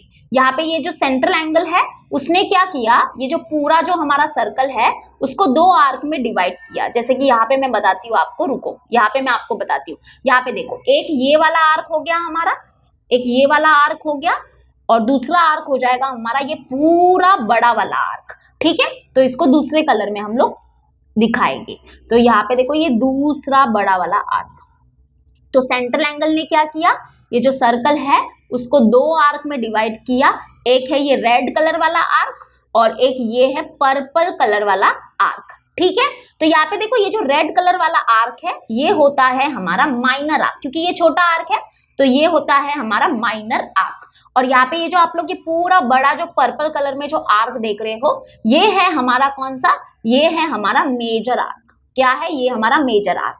तो यहाँ से हमको समझ में आ गया कि माइनर आर्क क्या है और मेजर आर्क क्या है। बस अभी इसके नाम लिख दो। तो यहाँ पे अभी हम लोग ये जो ब्लैंक ये जो हमारे पास मतलब इसको कंप्लीट करना था वो अभी हम लोग कंप्लीट कर लेंगे। ठीक है, तो चलो कंप्लीट करते हैं। तो यहाँ पे बताओ जो माइनर आर्क है, जो माइनर आर्क है उसका जो नाम है वो क्या है। तो आर्क का नाम देखो कैसे लिखते हैं, ऐसे लिखते हैं। पहले तो आर्क लिखो, आर्क, और उसके बाद देखो माइनर आर्क का नाम क्या है, ए एक्स बी। ठीक है, ए एक्स बी, या आप लोग बी एक्स ए भी लिख सकते हो। क्या लिख सकते हो, आर्क बी एक्स ए भी लिख सकते हो, ये भी चलेगा या फिर ये भी चलेगा। ठीक है, समझ में आया। ठीक है, अभी मेजर आर्क का जो नाम है वो क्या है। तो पहले तो आर्क लिख दो आगे। तो आर्क कौन सा है हमारा, मेजर आर्क, मेजर आर्क है हमारा ए वाई बी। ठीक है, क्या लिखेंगे, ए वाई बी। ए वाई बी भी लिख सकते हो या फिर आप बी वाई ए भी लिख सकते हो। मतलब कि क्या है, ऐसा स्टार्ट करोगे तो भी चलेगा या फिर ऐसा स्टार्ट करोगे तो भी चलेगा, तो ये भी चलेगा। ठीक है, तो समझ में आया, माइनर आर्क और मेजर आर्क समझ में आया। ठीक है, अभी हमको क्या करना है, ये जो माइनर आर्क है उसका मेजर क्या है वो लिखना है और मेजर आर्क का मेजर क्या है वो लिखना है। तो चलो बताओ माइनर आर्क का मेजर क्या होगा। तो यहाँ पे देखो आपको शायद कॉन्सेप्ट पता होगा कि जो हमारा माइनर आर्क है ना, ये जो हमारा माइनर आर्क होता है ना, इसका मेजर क्या होता है, that is equal to major of its corresponding central angle. यानी कि जो भी हमारा सेंट्रल एंगल का मेजर है वही हमारे माइनर आर्क का भी मेजर हो जाएगा। तो सेंट्रल एंगल का मेजर कितना है, 100 डिग्री। इसका मतलब हमारा माइनर आर्क का मेजर भी कितना हो जाएगा, 100 डिग्री। तो यानी कि हम बोल सकते हैं कि जो माइनर आर्क है हमारा ये, इसका जो मेजर है वो है 100 डिग्री। ओके, क्लियर है। ओके, अब ये जो हमारा मेजर आर्क है, ये जो इतना बड़ा आर्क है, इसका मेजर क्या होगा, ये कितने डिग्री का होगा। तो यहाँ पे देखो, यहाँ पे कौन सा कॉन्सेप्ट यूज होगा मैं बताती हूँ। देखो पूरा सर्कल जो होता है वो क्या होता है, 360 डिग्री होता है। यानी कि देखो ये पूरा जो सर्कल है, वी नो दैट कि a complete circle is of measure what, 360 degree. तो हम क्या करेंगे, ये जो 360 डिग्री है उसमें से हम ये 100 को माइनस कर देंगे। यानी कि हम क्या कर रहे हैं, ये जो माइनर आर्क है उसके मेजर को माइनस कर देंगे। तो हम लोग 100 को माइनस कर देंगे तो हमको क्या मिला, आंसर क्या मिला, 260 डिग्री। यानी कि जो हमारा ये माइनर आर्क है, ये जो हमारा माइनर आर्क है उसका मेजर हो जाएगा 260 डिग्री। यानी कि यहाँ पे आ जाएगा 260 डिग्री। हो गया, तो ये हमने कंप्लीट कर लिया और मैंने ऐसा बताया है कि आप अब भूल भी नहीं पाओगे। समझ में आया। ठीक है, हमने एक्टिविटी 3 कंप्लीट कर दी। इसी के साथ हमने क्वेश्चन नंबर 2A सॉल्व कर लिया। अब हम क्या करेंगे, क्वेश्चन नंबर 2B को सॉल्व करेंगे। ठीक है, तो मैं फटाक से पानी पी के आ जाती हूँ। आप भी क्या करो, फटाक से पानी पी के आ जाओ, थोड़ा सा फ्रेश हो जाओ। तो चलो अभी हम लोग करते हैं क्वेश्चन नंबर 2B का फर्स्ट वन। ठीक है, तो यहाँ पे क्या दिया है, सॉल्व द फॉलोइंग सब क्वेश्चंस। हमको क्या करना है, सॉल्व करना है जो भी हमारे पास सब क्वेश्चंस है उनको। तो फर्स्ट वन देखो क्या है, फर्स्ट वन हमारे सिलेबस में है। ठीक है, यहाँ पे देखो क्या दिया है, हमारे ऊपर एक फिगर है, यानी कि क्वेश्चन नीचे दिया है लेकिन उसके पहले फिगर बना हुआ है। तो आप फिगर को थोड़ा सा ऑब्जर्व कर लो। और यहाँ पे देखो, यहाँ पे ये जिसका पेपर था ना उस बच्चे ने कुछ लिखा हुआ है, तो इसको मत देखना। ठीक है, ये मत देखना आप। ओके, अब नीचे देखते हैं क्या दिया है, in triangle PQR NM is parallel to RQ। यानी कि यहाँ पे देखो हमारे पास ट्राइंगल है यहाँ पे है PQR। मतलब देखो ये हमारा कौन सा ट्राइंगल है, PQR है। और इसमें क्या है, ये जो NM है, ये जो NM है वो क्या है, पैरेलल है किसको, RQ को। ये हमको गिवन है। ओके, और क्या दिया है कि जो PM है वो क्या है, 15 है, और जो MQ है वो क्या है, 10 है, और जो NR है वो क्या है, 8 है। और हमको क्या फाइंड करना है, PN की वैल्यू फाइंड करनी है। ओके, ठीक है, तो जो भी हमको दिया है ना, तो पहले तो वो हम लोग देख लेते हैं। तो PM है 15, तो PM किधर है, यहाँ पे है, ये PM है हमारे पास 15। ओके, और MQ मतलब MQ हमारे पास है ये 10, और NR कितना है, NR है 10, NR है 8, और हमको क्या करना है, ये जो Pn है, ये जो Pn की वैल्यू है वो हमको फाइंड करनी है। तो चलो चलो बताओ यहाँ पे हम लोग कैसे फाइंड करेंगे ये Pn की वैल्यू। वेरी सिंपल, यहाँ पे देखो जो कॉन्सेप्ट यूज होगा वो यूज होगा हमारा कौन सा theorem, yes very good, BPT वाला थ्योरम यूज होगा। बीपीटी मतलब बेसिक प्रोपोर्शनैलिटी थ्योरम यूज होने वाला है। देखो बीपीटी क्या बोलता है, अगर ये बीपीटी थ्योरम आपको नहीं पता है तो मैं आपको थोड़ा सा एक्सप्लेन कर देती हूँ। ये देखो बेसिक प्रोपोर्शनैलिटी थ्योरम क्या बोलता है कि सपोज करो हमारे पास क्या है, एक ट्राइंगल है, ओके, और उस ट्राइंगल में क्या है, एक लाइन है। तो यहाँ पे देखो, यहाँ पे हमारे पास क्या है, बेसिकली एक लाइन है। देखो यहाँ पे हमारे पास क्या है, एक ये लाइन है, और ये जो लाइन है वो किसको पैरेलल है, ट्राइंगल की एक साइड को पैरेलल है। तो बीपीटी क्या बोलता है कि ये जो लाइन है ना, ये जो लाइन है वो क्या करेगा, ट्राइंगल की जो रिमेनिंग साइड है ना उसको सेम प्रोपोर्शन में डिवाइड करेगा। यानी कि ये जो लाइन है वो क्या करेगा, ट्राइंगल की ये वाली साइड और ये वाली साइड को सेम प्रोपोर्शन में डिवाइड करेगा। यानी कि हम बोल सकते हैं, यहाँ पे हम लोग क्या बोल सकते हैं कि बाय बीपीटी हमको क्या मिलेगा, यहाँ पे हमको क्या मिलेगा कि ये जो Pn अपॉन एनआर जो है, यानी कि ये जो Pn अपॉन एनआर का जो रेशियो है that is equal to Pm upon MQ। Okay, क्या मिलेगा, Pm अपॉन MQ मिलेगा। तो ये है हमारा बीपीटी। समझ में आया। बस अभी यहाँ पे क्या करेंगे, हम लोग वैल्यूज को पुट करेंगे और हमको हमारा जो फाइंड करना है, क्या फाइंड करना है, ये जो Pn फाइंड करना है वो मिल जाएगा। तो यहाँ पे थोड़ा सा हम लोग ब्लैंक पेपर लेते हैं, ठीक है, ताकि हम लोग अच्छे से सुकून से सॉल्व कर सके। तो ये हमारा क्या है, क्वेश्चन नंबर 2 का बी का first one. Okay, question number 2 का बी है और इसका फर्स्ट वन है। तो यहाँ पे हम लोग क्या बोलेंगे, बाय बीपीटी। बाय बीपीटी हमारे पास क्या है, ये है, that is Pn upon NR. Pn upon NR is equal to what, is equal to Pm upon MQ। ठीक है, क्या है, Pm अपॉन MQ। अब यहाँ पे सारे वैल्यूज को पुट करेंगे, तो चलो पुट करते हैं। तो Pn देखो, Pn हमको फाइंड करना है और NR है 8, ठीक है, यहाँ पे Pn हमको फाइंड करना है, अपॉन NR है 8 इज इक्वल्स टू Pm कितना है, Pm है 15 और MQ है हमारे पास 10, ठीक है। तो यहाँ पे आएगा 15 और यहाँ पे आ जाएगा नीचे 10। समझ में आया, वैल्यूज को पुट किया। अब क्या करोगे, सिंपली अभी सॉल्व करो। सॉल्व कैसे करेंगे, तो यहाँ पे देखो, ये Pn को यहाँ पर ही रहने दो, ये जो 8 डिवाइड में है वहां पे शिफ्ट हो जाएगा तो मल्टीप्लाई में हो जाएगा, दैट इज 15 अपॉन 10 इंटू 8। ठीक है, हमने क्या किया, ये जो 8 डिवाइड में है वहां पे शिफ्ट किया तो ये मल्टीप्लाई में हो गया। तो that is Pn is equal to what. अब इसको सॉल्व करेंगे तो यहाँ पे देखो, ये दोनों 5 के टेबल में जाएंगे, दैट इज 5 2 जा 10, 5 3 जा 15। अब यहाँ पे देखो, ये दोनों 2 के टेबल में जाएंगे, दैट इज 2 1 जा 2, 2 4 जा 8। यानी कि हमारा आंसर क्या होगा, 3 इंटू 4 क्या होता है, बोलो, यस वेरी गुड, 3 इंटू 4 होता है 12। यानी कि Pn जो है वो क्या है, 12 है। ठीक है, तो Pn इज इक्वल टू 12, यानी कि हमारा आंसर है Pn इज इक्वल टू 12। 12 ही लिखना, सिर्फ 12 सेंटीमीटर, मीटर कुछ भी मत लगाना, क्योंकि यहाँ पे देखो जो बाकी साइड्स जो है इनके जो लेंथ है वो भी क्या दिए हैं, 15 10 8 ऐसे ही दिए हैं, है ना। तो वैसे ही जो हमारा Pn होगा वो भी क्या होगा, सिर्फ और सिर्फ 12 होगा। समझ में आया। तो फर्स्ट वन इजी था, इसी के साथ हमने बीपीटी क्या होता है वो भी हमने अच्छे से देख लिया, यानी कि रिवाइज कर लिया। अगर आपको आता है तो ये वीडियो अगर आप लोग देखोगे तो आपका टाइम पास बिल्कुल भी नहीं हो रहा है, आप कॉन्सेप्ट को रिवाइज कर रहे हो, तो पूरा एंड तक वीडियो देखना, ठीक है। चलो सेकेंड वन करते हैं। सेकेंड वन जो है वो भी हमारे सिलेबस में है। सेकेंड वन जो है ना, ये हमारे चैप्टर 2 का कॉन्सेप्ट है, यानी कि ये चैप्टर 2 जो है वहां से ये क्वेश्चन आया है। अब देखते हैं यहाँ पे क्या दिया, देखो एक फिगर आपको नजर आ रहा होगा, ठीक है। अब नीचे देखते हैं इसके बारे में क्या बोला है। In triangle M and P, angle M and P is 90 degree. यानी कि यहाँ पे देखो ट्राइंगल है हमारे पास एम एंड पी, और इस ट्राइंगल में ये जो एंगल एम एंड पी है, यानी कि ये जो एंगल एन है वो कितना है, 90 डिग्री है, वो सामने से भी हमको नजर आ रहा है। और क्या बोला है, सेगमेंट एन क्यू जो है that is perpendicular to segment M P. Okay, यानी कि यहाँ पे क्या बोला, ये जो सेगमेंट एन क्यू है, ये देखो ये सेगमेंट एन क्यू है, ये किसको परपेंडिकुलर है, सेगमेंट एम पी को परपेंडिकुलर है, ये गिवन है, ऐसा हमको दिया है, ठीक है। और हमको क्या बोला है, देखो, और हमको बोला है कि एम क्यू है 9, तो एम क्यू किधर है, ये रहा, देखो ये एम क्यू है, तो एम क्यू है हमारे पास 9। और हमको क्या दिया है, क्यूपी दिया है 4, तो ये क्यूपी है और ये हमारे पास है 4, and we have to find N Q. N Q मतलब ये हमको क्या करना है, फाइंड करना है, ठीक है। तो आई थिंक आपको क्वेश्चन समझ में आ गया होगा। लेकिन यहाँ पे ये एन क्यू हम लोग कैसे फाइंड करेंगे बताओ। ये एन क्यू कैसे फाइंड करेंगे? तो मैं यहाँ पे बता देती हूँ, यहाँ पे क्या यूज होने वाला है, हमारा ज्योमेट्रिक मीन वाला थ्योरम यूज होगा। कौन सा थ्योरम यूज होगा? Theorem of geometric mean. आपको पता है क्या ये थ्योरम?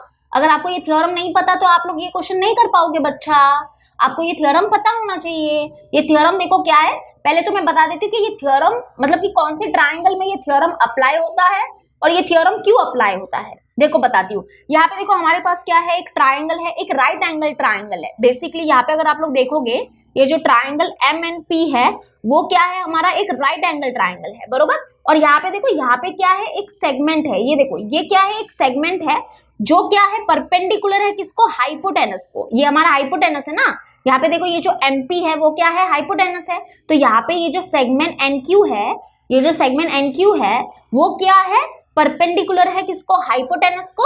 तो यहाँ पे हम लोग क्या कर सकते हैं, ज्योमेट्रिक मीन वाला थ्योरम अप्लाई कर सकते हैं। और ये ज्योमेट्रिक मीन थ्योरम क्या बोलता है कि ये जो हमारी सेगमेंट है, यानी कि ये जो एनक्यू सेगमेंट जो है ना, जो क्या है, परपेंडिकुलर है हाइपोटेनस को, तो ये जो सेगमेंट एनक्यू जो होगा वो क्या होगा, that will B geometric mean. That will be what, that will B geometric mean of the segment into which hypotenuse is divided. इसका मतलब क्या है कि ये जो एनक्यू होगा, ध्यान से सुनना, ध्यान से सुनना, ये जो हमारी परपेंडिकुलर सेगमेंट है ना, वो क्या होगी, ज्योमेट्रिक मीन होगी। किसकी ज्योमेट्रिक मीन होगी? जिसमें हमारा हाइपोटेनस डिवाइड हुआ है। हमारा हाइपोटेनस कौन से दो सेगमेंट में डिवाइड हुआ है, एक तो सेगमेंट एम क्यू और एक सेगमेंट क्यू पी में डिवाइड हुआ है। तो इसका मतलब ये जो हमारी परपेंडिकुलर सेगमेंट है, यानी कि ये जो एन क्यू है वो क्या होगी, ज्योमेट्रिक मीन होगी। किसकी ज्योमेट्रिक मीन होगी? इज ज्योमेट्रिक मीन, यहाँ पे लिख देती हूँ, is geometric mean of what, of segment M Q, of segment M Q and which segment, and segment Q P. ठीक है, तो यहाँ पे देखो, अगर अभी तक आपको नहीं समझा है, एक मिनट फिर से बताती हूँ, टेंशन मत लो, बहुत ही इंपॉर्टेंट कॉन्सेप्ट है। और है ना, ये कॉन्सेप्ट मतलब कि ऐसा क्वेश्चन एग्जाम में आता है, लेकिन हमको ना पता नहीं होता है कि यहाँ पे ये ज्योमेट्रिक मीन थ्योरम लगेगा। मतलब इजी होता है लेकिन वो क्लिक नहीं होता है, क्योंकि ये ना थोड़ा सा हटके कॉन्सेप्ट है, थोड़ा सा मतलब जुदा हुआ कॉन्सेप्ट है। बाकी सब तो ठीक है, चलो समझ में आ जाता है कि यहाँ पे ये लगेगा, बीपीटी कहाँ पे लगेगा, यहाँ पे लगेगा। लेकिन ये ज्योमेट्रिक मीन वाला है ना, थोड़ा सा मतलब कि एंड मोमेंट पे याद नहीं आता है कि यार ये कॉन्सेप्ट लगेगा यहाँ पे। तो यहाँ पे ध्यान से सुनना, यहाँ पे देखो ये हमारी परपेंडिकुलर सेगमेंट है, ठीक है, ये हमारी परपेंडिकुलर सेगमेंट, और किसको परपेंडिकुलर है, हाइपोटेनस को परपेंडिकुलर है ना। तो ये जो परपेंडिकुलर सेगमेंट है ना, यानी कि ये जो एनक्यू है वो क्या होगा, ज्योमेट्रिक मीन होगा। किसका ज्योमेट्रिक मीन होगा? जिसमें हमारा हाइपोटेनस क्या हुआ है, डिवाइड हुआ है। तो हमारा जो हाइपोटेनस है वो कौन से दो सेगमेंट में डिवाइड हुआ है, एक तो ये वाले सेगमेंट में डिवाइड हुआ है, और एक कौन से वाले सेगमेंट में डिवाइड हुआ है, एक ये वाले सेगमेंट में डिवाइड हुआ है। तो यानी कि जो एनक्यू है वो क्या होगी, ज्योमेट्रिक मीन होगी of MQ and QP. Okay, अब इसका मतलब क्या होता है, इसका मतलब ये होता है कि ये जो एनक्यू है, ये जो एनक्यू का जो स्क्वायर होगा that is equal to what, MQ into QP, MQ into QP. तो बेसिकली ये है हमारा वो कॉन्सेप्ट, ये हमारा वो कॉन्सेप्ट है कि ये जो एनक्यू का स्क्वायर होगा, इसका जो स्क्वायर होगा that is equal to what, M Q और क्यू पी का मल्टीप्लीकेशन। ठीक है, अब यहाँ पे सारे वैल्यूज को पुट कर लो और हमको हमारा आंसर मिल जाएगा। तो यहाँ पे देखो हमको एन क्यू तो फाइंड करना है, तो मैं एक अलग पेपर में करती हूँ, सेकेंड वन यहाँ पे करेंगे। तो यहाँ पे हमारे पास क्या है कि ये जो एन क्यू स्क्वायर है that is equal to what, M Q into Q P. ठीक है, तो यहाँ पे देखो ये एन क्यू, यहाँ पे देख लो आप लोग, ये एन क्यू हमको फाइंड करना है, तो ये ऐसे ही रहेगा। तो एन क्यू स्क्वायर यहाँ पे ऐसे ही रहेगा। एम क्यू कितना है देख लो, एम क्यू है हमारे पास 9 और क्यू पी है हमारे पास 4। तो यहाँ पे पुट करते हैं वैल्यू, 9 इंटू क्यू पी है हमारे पास 4। अब इसको सॉल्व कर लो, एक मिनट, इसको अभी हम क्या करेंगे, सॉल्व करेंगे। ठीक है, अरे रफ हो जा अच्छे से, हाँ, तो सॉल्व करते हैं। तो यहाँ पे N Q square is equal to 9 4 जा कितना होता है बताओ, वेरी गुड, 36 होता है। अब हम क्या करेंगे, ये स्क्वायर को हटाएंगे क्योंकि हमको एन चाहिए, तो हम क्या करेंगे, स्क्वायर रूट लेके बोथ साइड, तो square root of N Q square is equal to square root of 36। तो अब ये स्क्वायर रूट हो गया cancel, that is N Q is equal to square root of 36 कितना होता है बताओ, यस वेरी गुड, 6 होता है। यानी कि जो एन क्यू है इसकी वैल्यू हमको मिल गई 6 हो गया। 6 सेंटीमीटर, मीटर कुछ भी मत लगाना, क्योंकि यहाँ पे देखो, यहाँ पे बाकी जो हमारे साइड्स है उसमें भी यूनिट नहीं लगाया हुआ है, यूनिट नहीं लगाया है, तो यहाँ पे NQ क्या है, that is equal to 6। This is our answer, only 6 is our answer. ठीक है, समझ में आ गया, चलो वेरी गुड। अब हम करते हैं थर्ड वन। थर्ड वन जो है ये भी हमारे सिलेबस में है। ठीक है, यहाँ पे ये जो क्वेश्चन है वो सर्कल चैप्टर का क्वेश्चन है। तो चलो देखते हैं क्या दिया है। सर्कल लेसन से आप घबराओ मत। और एक बात देखो, आपको बता देती हूँ कि जो भी हमारे चैप्टर्स है जो हमारे सिलेबस में है, उसका मैंने वन शॉट रिवीजन वाला वीडियो भी अपलोड किया है। वन शॉट वाला वीडियो जो है, यानी कि अगर आपको आपके कॉन्सेप्ट अगर आपको रिवाइज करने हैं तो मैंने वन शॉट वाला वीडियो बनाया है सारे चैप्टर्स का, आप रिफर कर सकते हो। ठीक है, चलो अभी हम लोग देखते हैं क्या दिया है। in the figure given above, M is the center of the circle and segment KL is the tangent segment। ठीक है, जैसे कि आप लोग देख सकते हो कि ये फिगर है और इसमें ये जो पॉइंट M है वो क्या है, हमारा सर्कल का सेंटर है। और यहाँ पे अगर आप लोग KL देखोगे, ये जो KL है, ये जो सेगमेंट है वो क्या है, हमारी टेंजेंट है। ओके, तो यहाँ पे हम लोग को क्या बोला है कि L is the point of contact. Yes, obviously ये जो हमारा पॉइंट L है वो क्या होगा, हमारा पॉइंट ऑफ कॉन्टैक्ट होगा। आपको पता है ना पॉइंट ऑफ कॉन्टैक्ट क्या होता है, कि जो हमारी टेंजेंट है वो सर्कल को जिस भी पॉइंट पे क्या करती है, टच करती है, तो उस पॉइंट को हम लोग बोलते हैं पॉइंट ऑफ कांटेक्ट। तो ये L जो है वो हमारा पॉइंट ऑफ कांटेक्ट है। ठीक है, और हमको क्या बोला है, MK जो है वो है हमारे पास 2L। MK मतलब हाँ ये वाला, ये MK है, ये हमको दिया है 2L। और KL है हमारे पास, यहाँ पे देखो ये KL है, ये है हमारे पास 6√3। ओके, और हमको क्या फाइंड करना है, radius of the circle find करना है, यानी कि ये जो सर्कल है इसका जो रेडियस है वो हमको फाइंड करना है। तो चलो बताओ कैसे फाइंड करेंगे। तो यहाँ पे देखो, सबसे पहले तो मैं आपको एक बता देती हूँ कि बेसिकली हमको यहाँ पे क्या फाइंड करना है पता है, हमको ये ML की वैल्यू फाइंड करनी है। ये जो ML है ना वो हमको फाइंड करना है, क्योंकि यहाँ पे अगर आप लोग नोटिस करोगे, बच्चा लोग आप लोग अगर यहाँ पे नोटिस करोगे तो ये जो ML है वही तो हमारा रेडियस है ना इस सर्कल का। देख लो, अच्छे से नोटिस कर लो, ये ML ही तो रेडियस है ना, दिस इज ओनली रेडियस। तो बेसिकली हमको क्या फाइंड करना है, हमको ML फाइंड करना है। अगर हमको ML की वैल्यू मिल गई मतलब हमको इस सर्कल का रेडियस मिल गया, सिंपल। समझ में आया? ओके, लेकिन अभी हम लोग कैसे फाइंड करेंगे, हम ये ML को कैसे फाइंड करेंगे, तो उसके लिए भी बहुत ही सिंपल कॉन्सेप्ट है। यहाँ पे देखो क्या लगेगा, यहाँ पे टेंजेंट थ्योरम लगेगा। सबसे पहले तो यहाँ पे क्या लगने वाला है, टेंजेंट थ्योरम लगेगा। अब देखो बहुत बच्चे शायद ये सोच रहे होंगे कि हम क्या करेंगे, इस ट्राइंगल में पाइथागोरस थ्योरम अप्लाई करेंगे और हमको ML मिल जाएगा। लेकिन देखो पाइथागोरस थ्योरम कब अप्लाई कर सकते हो आप, जब वो ट्राइंगल राइट एंगल ट्राइंगल होगा ना। तो क्या पे ये ट्राइंगल राइट एंगल ट्राइंगल है? नहीं, फिलहाल के लिए तो नहीं है, लेकिन टेंशन मत लो, अब हम बताने ही वाले हैं कि ये जो ट्राइंगल है वो राइट एंगल ट्राइंगल है। कैसे बताएंगे? टेंजेंट थ्योरम से बताएंगे।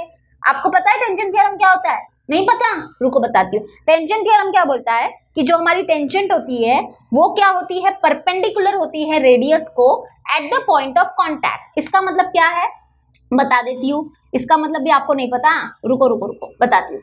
यहाँ पे देखो, पहले तो देखो हमारी टेंजेंट कौन सी है, ये है ना, ये KL हमारी टेंजेंट है। तो यहाँ पे टेंजेंट थ्योरम क्या बोलता है, देखो मैं टेंजेंट थ्योरम को एक्सप्लेन कर रही हूँ। जिस थ्योरम से सब लोग डरते हैं, जिस चैप्टर से सब लोग डरते हैं, उस चैप्टर को मैंने बहुत ईजी बनाया है। तो यहाँ पे देखो टेंजेंट थ्योरम क्या बोलता है कि जो हमारी टेंजेंट होती है वो क्या होती है, परपेंडिकुलर होती है किसको, रेडियस को। तो ये हमारा रेडियस ही है ना, बेसिकली यही तो हमारा रेडियस है। देखो मैंने बताया था ना ये रेडियस है हमारा। तो टेंजेंट जो है वो क्या होती है, परपेंडिकुलर होती है रेडियस को। और किस पॉइंट पे परपेंडिकुलर होती है, जो हमारा पॉइंट ऑफ कांटेक्ट है। ध्यान से सुनना, ये देखो ये जो पॉइंट L है वो हमारा पॉइंट ऑफ कांटेक्ट है। तो इस पॉइंट पे ये जो टेंजेंट है और जो रेडियस है वो एक दूसरे को परपेंडिकुलर होते हैं, मतलब ये जो एंगल है वो 90 डिग्री का होगा। तो मतलब हमने बता दिया कि ये जो यहाँ पे ये जो ट्राइंगल है वो क्या है, राइट एंगल ट्राइंगल है। तो अब हम बिंदास इस ट्राइंगल में क्या कर सकते हैं, पाइथागोरस थ्योरम अप्लाई कर सकते हैं। तो पहले तो हमको टेंजेंट थ्योरम से बताना पड़ेगा कि ये जो हमारा ट्राइंगल है वो राइट एंगल ट्राइंगल है। तो थर्ड वन देखो कैसे सॉल्व करेंगे। थर्ड वन में हम लोग क्या लिखेंगे, यहाँ पे ऐसे लिखेंगे, देखो ऐसे लिखेंगे, सेगमेंट KL जो है, segment KL is perpendicular to what, segment ML, है ना। यहाँ पे देखो मैं यहाँ पे बताती हूँ, देखो सेगमेंट KL है वो क्या है, परपेंडिकुलर है किसको, सेगमेंट ML को। Why, what is the reason? तो रीजन में आप लोग यहाँ पे क्या लिखोगे बताओ, यस वेरी गुड, रीजन में यहाँ पे लिखोगे टेंजेंट थ्योरम, है ना, टेंजेंट थ्योरम। तो दैट इज हम लोग क्या बोल सकते हैं, दैट इज हम लोग क्या बोल सकते हैं कि एंगल M यानी कि एंगल MLK, यानी कि ये जो एंगल L होगा, यानी कि एंगल एल के जो हो जाएगा that is equal to 90 degree. यानी कि हमने बता दिया कि ये जो एंगल है एल वो क्या है 90 डिग्री है। या फिर हम ऐसे भी बोल सकते हैं नाउ अभी हम क्या बोलेंगे कि इन ट्राइंगल एम एल के एंगल एल क्या है हमारा 90 डिग्री है। एंगल एल हमको 90 डिग्री क्यों मिला बताओ, ये एंगल एल जो है ये 90 डिग्री क्यों मिला, टेंजेंट थ्योरम से, है ना, वो तो हमने ऊपर ही बता दिया है। तो क्योंकि ये जो ट्राइंगल है ये राइट एंगल ट्राइंगल है, तो अब हम क्या बोलेंगे बाय पाइथागोरस थ्योरम। तो यहाँ पे लिख देंगे बाय पाइथागोरस थ्योरम। देखो क्वेश्चंस तो बहुत ही इजी है सब, लेकिन बस आपको कॉन्सेप्ट कहाँ पे कौन सा यूज करना है वो आना चाहिए। तो बाय पाइथागोरस थ्योरम क्या होगा, ये जो हाइपोटेनस है इसका जो स्क्वायर होगा दैट इज के एम का जो स्क्वायर होगा that is equal to M L square plus L K square, है ना। तो यहाँ पे लिख देते हैं के एम का जो स्क्वायर होगा that is equal to M L square plus L K square. ठीक है, आपको ये समझ में आ जाएगा। यहाँ पे आप फिगर देख लो, फिगर के लिए मुझे बार बार उधर शिफ्ट होना पड़ रहा है, इसलिए थोड़ा सा आपको ऐसा मतलब कि गुस्सा आ रहा होगा या ऐसे मतलब कि अच्छा नहीं लग रहा होगा, लेकिन उसके लिए माफी चाहती हूँ। यहाँ पे देख लो के एम का जो स्क्वायर होगा that is equal to M L square plus L K square. तो याद रखना हमको एम एल फाइंड करना है, ठीक है, हमको एम एल यानी कि रेडियस फाइंड करना है। और हमारे पास के एम है 12, के एम हमारे पास 12 है और के एल है हमारे पास 6√3। तो यहाँ पे वैल्यू पुट कर लेते हैं। तो यहाँ पे देखो के एम है हमारे पास कितना 12, तो 12 का square is equals to M L तो फाइंड करना है, ठीक है, ये रेडियस है हमारा, प्लस एल के कितना है हमारे पास 6√3, तो 6√3 का स्क्वायर। अब इसको सॉल्व करते हैं तो 12 का स्क्वायर कितना होता है 144 is equals to M L square plus, अब यहाँ पे देखो ये जो स्क्वायर है वो दोनों को मिलेगा, है ना। इसको थोड़ा सा बाजू में सॉल्व करती हूँ। देखो 6√3 द होल स्क्वायर है, तो ये जो स्क्वायर है वो दोनों को मिलेगा, मतलब 6 को भी मिलेगा और √3 को भी मिलेगा। तो मैंने ये स्क्वायर दोनों को दे दिया। अब देखो इनके बीच में क्या है, मल्टीप्लीकेशन छुपा हुआ है, ठीक है, इसको थोड़ा सा समझना आप लोग। तो यहाँ पे देखो ये जो स्क्वायर है ना वो दोनों को मिलेगा, तो 6 को भी मिलेगा और √3 को भी मिलेगा। अब सॉल्व करो, 6 का स्क्वायर होता है 36 इंटू ये स्क्वायर रूट हो गया कैंसिल दैट इज 3, और 36 इंटू 3 करो तो क्या मिलेगा, यहाँ पे कर लेती हूँ। तो यहाँ पे देखो 6 3 होता है या 3 6 होता है 18, 3 3 9 प्लस 1 10 यानी कि 108। तो हमारा आंसर आया 108, यानी कि इसको सॉल्व यानी कि ये स्क्वायर को सॉल्व करने के बाद इस ब्रैकेट को सॉल्व करने के बाद हमको मिला है 108। समझ में आया? ओके। अब हम क्या करेंगे, ये 108 जो यहाँ पे प्लस में है यहाँ पे शिफ्ट हो जाएगा, तो ये माइनस में हो जाएगा, that is minus 108 is equals to what, M L square. अब इनको सॉल्व करेंगे दैट इज 144 माइनस 108 करेंगे तो यानी कि ये हो गया 14, ये हो गया 3, तो 14 माइनस 8 करेंगे तो हमको कितना मिलेगा, 4 5 6 7 8 6 मिलेगा। ओके 6 मिला और ये 3 और यहाँ पे 1 माइनस 1 0 यानी कि 36 is equal to M L square. हमको एम एल चाहिए तो ये स्क्वायर को हटाने के लिए क्या करेंगे, बोथ साइड स्क्वायर रूट लेंगे, that is square root of 36 is equals to square root of M L square. तो स्क्वायर रूट ऑफ 36 कितना होता है 6 इज इक्वल टू ये square root cancel that is M L मिल गया। तो that is हम लोग क्या बोलेंगे कि M L is equal to 6, तो 6 इज अवर आंसर। ठीक है, तो यानी कि यहाँ पे हम लोग बोल सकते हैं कि जो ये सर्कल का जो रेडियस है वो हमको मिल गया 6, ओनली 6 लिखना है क्योंकि सेंटीमीटर मीटर कुछ हमको लगाना नहीं है, क्योंकि बाकी को भी नहीं लगाया तो इसको भी नहीं लगाएंगे। तो यहाँ पे हम लोग बोल देंगे कि ये जो हमारा सर्कल है इसका जो रेडियस है, अभी मैं सेंटीमीटर लगा रही थी पागल की तरह, तो ये जो हमारा सर्कल है इसका जो रेडियस है वो है 6। ठीक है, क्योंकि देखो एम एल रेडियस ही है, तो मतलब एम एल अगर 6 मिला है तो मतलब इस सर्कल का रेडियस 6 है। समझ में आया? चलो वेरी गुड। अब हम करते हैं फोर्थ वन भी इंटरेस्टिंग है। फोर्थ वन जो है वो हमारा चैप्टर नंबर 5 का क्वेश्चन है। यहाँ पे मिड पॉइंट फॉर्मूला के बारे में हम लोग डिस्कस करेंगे। ठीक है, तो यानी कि हर क्वेश्चन में आपको कुछ सीखने ही मिल रहा है, तो ऐसा मत समझो कि टाइम पास हो रहा है, नहीं, आप रिवाइज कर रहे हो कॉन्सेप्ट को और मैं कॉन्सेप्ट के साथ आपको एक्सप्लेन कर रही हूँ सारे क्वेश्चन। ठीक है, तो चलो फोर्थ वन करते हैं। क्या बोला है, find the coordinates of mid point of the segment joining the points 22,20 and find the coordinates of midpoint of a segment joining the points 22,20 and 0,16। यानी कि यहाँ पे देखो क्या बोला है, इसको मैं एक्सप्लेन करती हूँ। इसके लिए मैं एक नया पेज ले लेती हूँ, फोर्थ वन करेंगे। ठीक है, यहाँ पे करते हैं।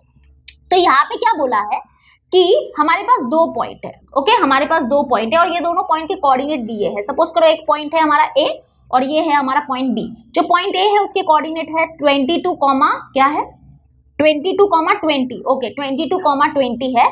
और जो पॉइंट बी है इसके कोऑर्डिनेट है 0,16। ठीक है, आप लोग देख लो यहाँ पे आपको मैं थोड़ा सा हाईलाइट करके बता देती हूँ। देखो हमारे पास दो पॉइंट है और वो दोनों पॉइंट के कोऑर्डिनेट है ये।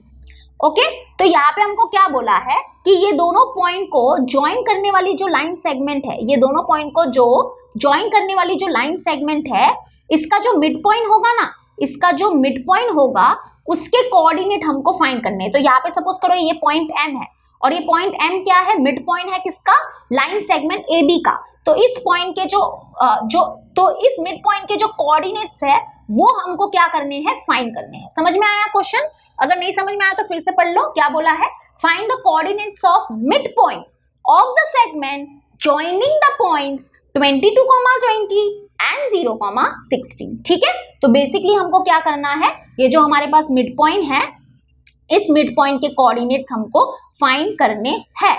तो चलो कैसे करेंगे बताओ। Very good, mid point formula use करेंगे ना बच्चा लोग। हाँ, मिड पॉइंट फॉर्मूला पता है कि नहीं, यानी कि आपको मिड पॉइंट फॉर्मूला को यूज करना आता है कि नहीं, कैसे अप्लाई करेंगे एग्जाम में, रुको बताती हूँ। पहले तो यहाँ पे हम लोग क्या मान लेते हैं कि ये जो हमारा मिड पॉइंट है, ये जो एम हमारा मिड पॉइंट है, इसके जो कोऑर्डिनेट्स है वो हम लोग ले लेते हैं x, y। ठीक है, तो बेसिकली अभी हमको क्या करना है, x की वैल्यू फाइंड करनी है और y की वैल्यू फाइंड करनी है। जब x की वैल्यू और y की वैल्यू मिल जाएगी तो मतलब हमको मिड पॉइंट के कोऑर्डिनेट्स मिल जाएंगे।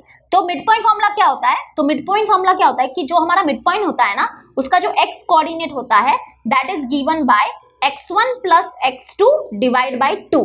एंड जो हमारा मिड पॉइंट होता है, ये जो हमारा मिड पॉइंट है, इसका जो y कोऑर्डिनेट होगा that is given by what, y1 plus y2 divide by 2। तो ये हमारा मिड पॉइंट फॉर्मूला है।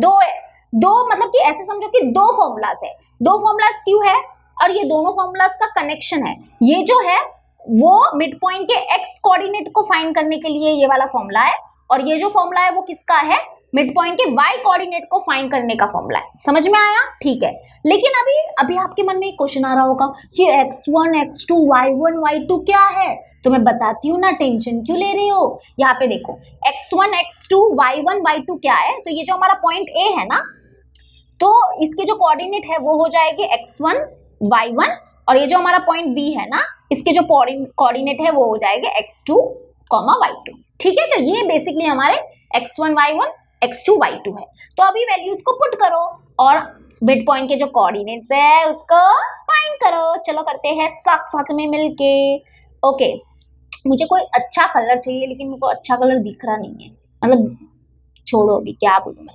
ठीक है, चलो यहाँ पे x लिखते हैं, x is equal to x1 कितना है बोलो, x1 देखो कंपेयर करो, x1 हमको मिलेगा 22, तो 22 प्लस x2 कितना है, x2 है हमारा 0, ओके 0 डिवाइड बाय 2। सॉल्व करो इसको, that is x is equal to 22 plus 0 कितना होता है 22 अपॉन 2, दैट इज 2 1 जा 2 11 जा, यानी कि हमारा आंसर है 11, यानी कि x की वैल्यू हमको मिली 11। ठीक है, अभी y की वैल्यू फाइंड करेंगे, तो y is equal to y1 क्या है, कंपेयर करो, y1 है 20 प्लस y2 कितना है 16, तो यानी कि 16 अपॉन 2, ओके, यानी कि डिवाइड बाय 2।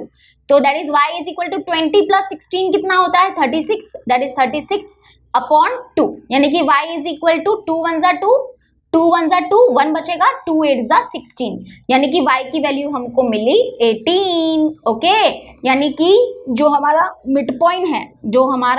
मिड पॉइंट है उसके जो कोऑर्डिनेट्स है वो हमको क्या मिले 11,18। ठीक है, समझ में आया? आई होप आपको समझ में आ गया होगा। चलो अभी हम लोग क्या करेंगे, 5th वन करेंगे, लेकिन 5th वन हमारे सिलेबस में नहीं है, क्योंकि यहाँ पे देखो अगर तुम लोग कॉन्सेप्ट देखोगे तो यहाँ पे एंगल ऑफ एलिवेशन का कुछ कॉन्सेप्ट है और ये हमारे सिलेबस में नहीं है। ये जो क्वेश्चन है ना वो ट्रीगो का क्वेश्चन है, लेकिन आपको शायद पता होगा कि जो ट्रीगो है इसमें जो हमारा प्रैक्टिस सेट 6.2 है वो पूरा रिड्यूस हुआ है ना, जो वर्ड प्रॉब्लम्स है वो रिड्यूस हो गए, तो ये वर्ड प्रॉब्लम ही है, तो ये रिड्यूस हुआ है। ठीक है, तो ये हमको नहीं करना है। चलो अभी हम लोग एक न्यू क्वेश्चन नंबर स्टार्ट करेंगे, that is question number 3A। ठीक है, क्वेश्चन नंबर 3A करेंगे, और इसमें यहाँ पे ये पूरा क्वेश्चन जो है वो एक्टिविटी के फॉर्म में है। तो चलो एक्टिविटी सॉल्व करते हैं। तो यहाँ पे देखो ये जो फर्स्ट एक्टिविटी है वो हमारे टेक्स्ट बुक की ही एक्टिविटी है, ओके यस, और ये जो एक्टिविटी है वो चैप्टर नंबर 1 से है। चैप्टर नंबर 1 जो सिमिलैरिटी है ना, इससे ये एक्टिविटी आई है। आई थिंक ये आपको प्रॉब्लम सेट 1 जो है ना, प्रॉब्लम सेट 1, वहां पे ये एक्टिविटी मिल जाएगी। प्रॉब्लम सेट 1 में देखना, सेम डिक्टो सेम एक्टिविटी है।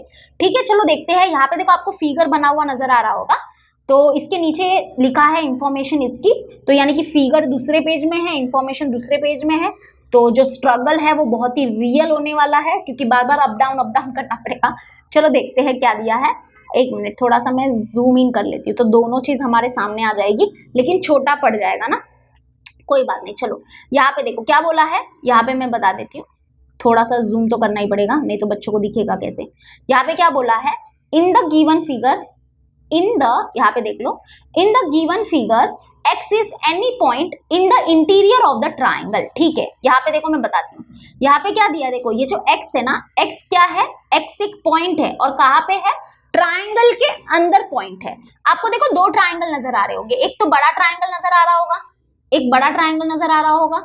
उसके बाद इस बड़े ट्राइंगल के अंदर भी आपको एक ट्राइंगल नजर आ रहा होगा, है ना। इस बड़े ट्राइंगल के अंदर भी क्या नजर आ रहा होगा, एक और एक ट्राइंगल नजर आ रहा होगा।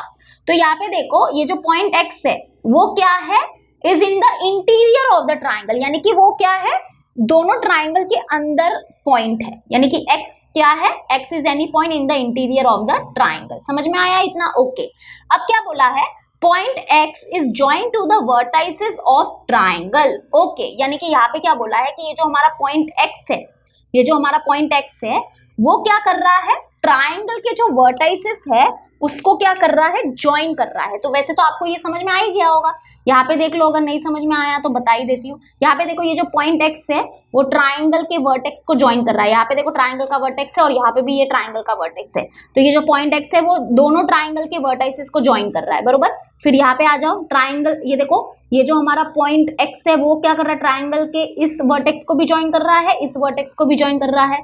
वैसे ही ये जो हमारा पॉइंट x है वो ट्राइंगल के इस वर्टेक्स को भी ज्वाइन कर रहा है और इस वर्टेक्स को भी ज्वाइन कर रहा है, ऐसा बोला है। ठीक है, फिर यहाँ पे क्या बोला है, segment PQ is parallel to segment DE। Okay, this is interesting. इसके लिए मुझे सब कुछ अभी मिटाना पड़ेगा, क्योंकि अभी बहुत ही इंपॉर्टेंट चीज बताई गई है। ठीक है, तो आई होप आपको थोड़ा बहुत क्वेश्चन समझ में आ गया होगा जो मैंने पहले समझाया। अब यहाँ पे देखो क्या बोला है, यहाँ पे क्या बोला है कि सेगमेंट PQ जो है, ये जो सेगमेंट PQ है that is parallel to what, segment DE, ये हमको गिवन है। ओके, आगे हमको क्या बोला है कि सेगमेंट QR जो है that is parallel to segment EF। Okay, तो सेगमेंट QR, दूसरा कलर ले लेती हूँ, सेगमेंट QR जो है, ये देखो ये जो सेगमेंट QR है और ये जो सेगमेंट DE है वो क्या है, एक दूसरे को पैरेलल है। ओके, हमको क्या बोला है आगे, complete the activity and prove that segment PR is parallel to segment DF। Okay, हमको क्या करना है, ये एक्टिविटी कंप्लीट करनी है। और ये एक्टिविटी को क्यों कंप्लीट करना है, ताकि हम शो कर सके कि ये जो सेगमेंट PR है, देखो मैं अभी ड्रॉ नहीं करूंगी, मैं ड्रॉ कर लेती हूँ उसके बाद रफ कर लूंगी, क्योंकि ये तो हमको शो करना है ना, गिवन नहीं है, इसलिए मैं ड्रॉ नहीं करूंगी। तो वी हैव टू शो कि ये जो सेगमेंट PR है और ये जो सेगमेंट DF है ये क्या है, पैरेलल है, ये हमको शो करना है। तो ये आपको ये जो रेड कलर में दिख रहा है, रेड कलर में जो मैंने हाईलाइट किया है ना दो लाइन को, वो क्या है, पैरेलल है, वो हमको शो करना है। ठीक है, समझ में आया आपको? और गिवन में हमारे पास क्या है, गिवन में देखो बेसिकली गिवन में क्या है कि ये जो सेगमेंट है और ये जो सेगमेंट है वो पैरेलल है, और ये जो सेगमेंट है और ये जो सेगमेंट है वो क्या है, पैरेलल है। ठीक है, तो यानी कि बेसिकली हम लोग क्या करने वाले हैं, देखो मैं आपको सिंपल सी भाषा में समझा देती हूँ, पहले ही एक्सप्लेन कर देती हूँ। तो बेसिकली यहाँ पे अगर तुम लोग देखोगे तो यहाँ पे देखो एक ट्राइंगल दिख रहा होगा आपको, यहाँ पे, हाँ ये वाला ट्राइंगल, ये वाला ट्राइंगल। तो इस ट्राइंगल में हम लोग क्या करेंगे, बीपीटी अप्लाई करेंगे। ठीक है, बीपीटी अप्लाई करेंगे और उसके बाद हम लोग नेक्स्ट क्या करने वाले हैं, नेक्स्ट अगर तुम लोग देखोगे तो नीचे जो ट्राइंगल है ना, नीचे जो ट्राइंगल है, हाँ इस ट्राइंगल में हम लोग क्या करेंगे, बीपीटी अप्लाई करेंगे। तो इस ट्राइंगल में बीपीटी अप्लाई करेंगे, फिर इस ट्राइंगल में बीपीटी अप्लाई करेंगे, तो हमको कुछ मिलेगा। और उसके बाद ये जो ट्राइंगल है, ये जो ट्राइंगल है, इसके लिए कुछ दूसरा कलर ले लेती हूँ, इसके लिए पर्पल कलर ले लेती हूँ। तो फिर ये जो ट्राइंगल बचा, ये जो ट्राइंगल है साइड वाला, इस ट्राइंगल में फिर हम लोग क्या करेंगे, कन्वर्स ऑफ बीपीटी अप्लाई करेंगे। क्या करेंगे, कन्वर्स ऑफ बीपीटी अप्लाई करेंगे और जो हमको प्रूव करना है वो हमको मिल जाएगा। तो मैंने ओवरऑल जो प्रोसेस है ना वो आपको बता दिया है, लेकिन अगर आपको कुछ भी नहीं समझा, टेंशन नहीं, अभी तो बाकी है, अभी तक तो काज स्टार्ट हुआ है, सोल्यूशन स्टार्ट हुआ क्या, अभी तक नहीं, तो क्यों टेंशन ले रहे हो, मैं हूं ना बताने के लिए आपको, टेंशन मत लो। ठीक है, तो अब यहाँ पे देखो, यहाँ पे 1 मिनट, पहले तो मैं थोड़ा सा हाईलाइट कर लेती हूँ जो जो गिवन है वो। हाँ तो 1 मिनट, हाँ चलो अभी देखते हैं। यहाँ पे वैसे तो ये एक्टिविटी है तो आपको टेंशन लेने की बात नहीं है, आधा तो सोल्यूशन खुद ही दिया हुआ रहता है, बस थोड़ा बहुत हमको लिखना पड़ता है। प्रूफ स्टार्ट हो गया है, तो यहाँ पे क्या लिखा है, in triangle x D E. यहाँ पे देखो मैंने पहले ही बताया था कि ये जो ट्राइंगल है, देखो ये जो ट्राइंगल है एक्स डी ई, मतलब ये वाला ट्राइंगल, इस ट्राइंगल में हमारे पास क्या है कि ये जो पी क्यू है, ये जो पी क्यू है और ये जो डीई है, देखो जो येलो कलर में आपको दिख रहे हैं ना, ये दोनों क्या है, पैरेलल है। तो इसका मतलब यहाँ पे हम लोग क्या कर सकते हैं, बीपीटी अप्लाई कर सकते हैं। बीपीटी क्या बोलता है कि अगर एक ट्राइंगल है उसमें एक लाइन है और वो क्या है, पैरेलल है किसको, ट्राइंगल की एक साइड को, मतलब वो लाइन क्या करेगा, ट्राइंगल की जो रिमेनिंग साइड है उसको सेम प्रोपोर्शन में डिवाइड करेगा। यानी कि हमको क्या मिलेगा, बाय बीपीटी बेसिकली हम क्या बोल सकते हैं, यहाँ पे हम लोग क्या बोल सकते हैं, बाय बीपीटी। बाय बीपीटी हम क्या बोल सकते हैं, ये जो डीपी है, डीपी अपॉन पीएक्स जो है, देखो डीपी अपॉन पीएक्स जो है that is equal to what, that is equal to E Q upon Q X. Okay, क्या मिलेगा, E Q upon Q X. समझ में आया कि नहीं, ये बीपीटी से कैसे आया, अगर नहीं समझ में आया तो मैं फिर से बता देती हूँ। देखो यहाँ पे हमारे पास क्या है कि ये जो ट्राइंगल है, देखो ये जो ट्राइंगल है, ये देखो मैंने येलो कलर में ट्राइंगल बना दिया है, ठीक है। ये जो ट्राइंगल है इसमें हमारे पास क्या है कि ये जो लाइन है, देखो ये जो लाइन है वो किसको पैरेलल है, ट्राइंगल की एक साइड जो है उसको पैरेलल है ना। तो इसका मतलब बाय बीपीटी हम लोग क्या बोलेंगे, बाय बीपीटी हम लोग ये बोल सकते हैं कि ये जो लाइन है, ये जो लाइन है वो क्या करेगा, ट्राइंगल की ये वाली साइड और ये वाली जो साइड है उसको सेम रेशियो में डिवाइड करेगा। तो वही हमने लिखा है कि ये जो डीपी अपॉन पी एक्स जो होगा that is equal to what, E Q upon Q X. तो वही आएगा। तो यहाँ पे देखो, यहाँ पे ऑलरेडी लिखा है, यहाँ पे लिखा है, क्या लिखा है यहाँ पे, एक्सपी अपॉन पी डी। ठीक है, कोई बात नहीं, इन लोग ने ऐसे लिखा है, कैसे लिखा है, ऐसे लिखा है, XP upon P D is equal to what, X Q upon Q E. यानी कि हम लोग को क्या करना पड़ेगा, थोड़ा सा इन्वर्टेंडो करना पड़ेगा। तो ये नहीं लिखा तो भी चलेगा, यानी कि इसका और ये जो नीचे जो लिखा है ना उसका मतलब सेम ही होता है। देखो मैं रफ नहीं करूंगी, मैं ऐसा नहीं बोलूंगी कि मैंने गलत सिखाया, नहीं, ये सेम ही है ना, basically this is same only. ये वाला और ये वाला रेशियो बेसिकली सेम ही है, बस उन लोगों ने थोड़ा सा इन्वर्टेंडो टाइप में लिखा है। मैं रुको बताती हूँ आपको। तो यहाँ पे देखो, ये सब आपको समझना चाहिए, क्योंकि मैं अगर बोलूंगी कि नहीं नहीं ये गलत हो गया, नहीं गलत नहीं हुआ है, बिल्कुल राइट है, मेरे को कोई प्रॉब्लम नहीं है। तो यहाँ पे हम लोग क्या बोलेंगे कि ये जो एक्सपी अपॉन पी डी जो है, यानी कि इन लोग ऐसे चल रहे हैं, तो एक्सपी अपॉन पी डी जो है इसका जो रेशियो होगा that is equal to what, X Q upon Q E. ठीक है, यहाँ पे क्या आ जाएगा, X Q upon Q E. ठीक है, तो यानी कि ये मिलेगा हमको। तो यानी कि यहाँ पे देखो, यहाँ पे लिखा है, यहाँ पे एक तो लिखा है that is XP upon P D लिखा है, दैट इज इक्वल टू यहाँ पे बॉक्स से, दैट इज इक्वल टू यहाँ पे बॉक्स है, तो यहाँ पे बॉक्स में क्या आएगा, एक्स क्यू आएगा। ओके, तो बच्चे ने ऑलरेडी लिखा है, जिसका पेपर है उसने ऑलरेडी लिखा है, लेकिन बहुत छोटा लिखा है, तो हम थोड़ा सा इसको क्या करेंगे, बड़ा करेंगे। ओके, 1 मिनट बड़ा कर देते हैं। तो यहाँ पे आ जाएगा एक्स क्यू, क्या आएगा यहाँ पे, एक्स क्यू।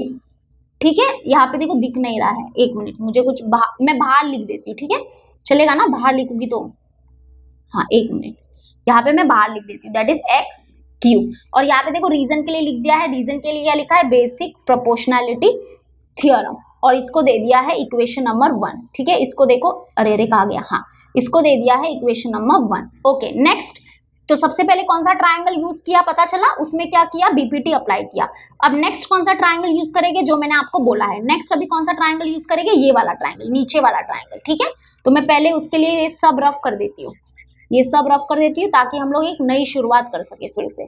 क्योंकि है ना, एक्चुअली हुआ क्या ना, प्रॉब्लम क्या हो गया है, फिगर ऊपर चला गया, एक्टिविटी नीचे आ गया, तो वो थोड़ा सा बहुत कंफ्यूजिंग हो रहा होगा आपको, और आपको शायद इरिटेट भी कर रहा होगा। तो टेंशन मतलब, मुझे खुद को भी इरिटेट कर रहा है, लेकिन कॉपरेट करो। ठीक है, प्लीज कॉपरेट करो। अब कौन सा ट्रायंगल लेंगे, नीचे वाला ट्रायंगल लेंगे। ठीक है, तो नीचे वाला जो ट्रायंगल है, इसमें हमारे पास क्या है, इसमें हमारे पास क्या है कि ये जो लाइन है वो किसको पैरेलल है, ट्रायंगल की एक साइड, यानी कि ये वाली साइड को क्या है, पैरेलल है। तो इसका मतलब हम लोग क्या बोल सकते हैं, by BPT, again by BPT हम लोग क्या बोल सकते हैं कि ये जो X Q upon Q E जो होगा, देखो अब यहाँ पे क्या मिलेगा कि ये जो X Q upon Q E जो होगा that is equal to what, X R upon R F, है ना, क्या मिलेगा, XR अपॉन RF। समझ में आया? ये बीपीटी से मिला, बाय बीपीटी। कैसे बाय बीपीटी कैसे मिला हमको? नहीं पता चला तो मैं फिर से बताती हूँ, रुको। यहाँ पे देखो बीपीटी क्या बोलता है, सपोज करो एक ट्राइंगल है, इसमें एक लाइन है, देखो ये एक लाइन है जो ट्राइंगल की एक साइड को क्या है, पैरेलल है।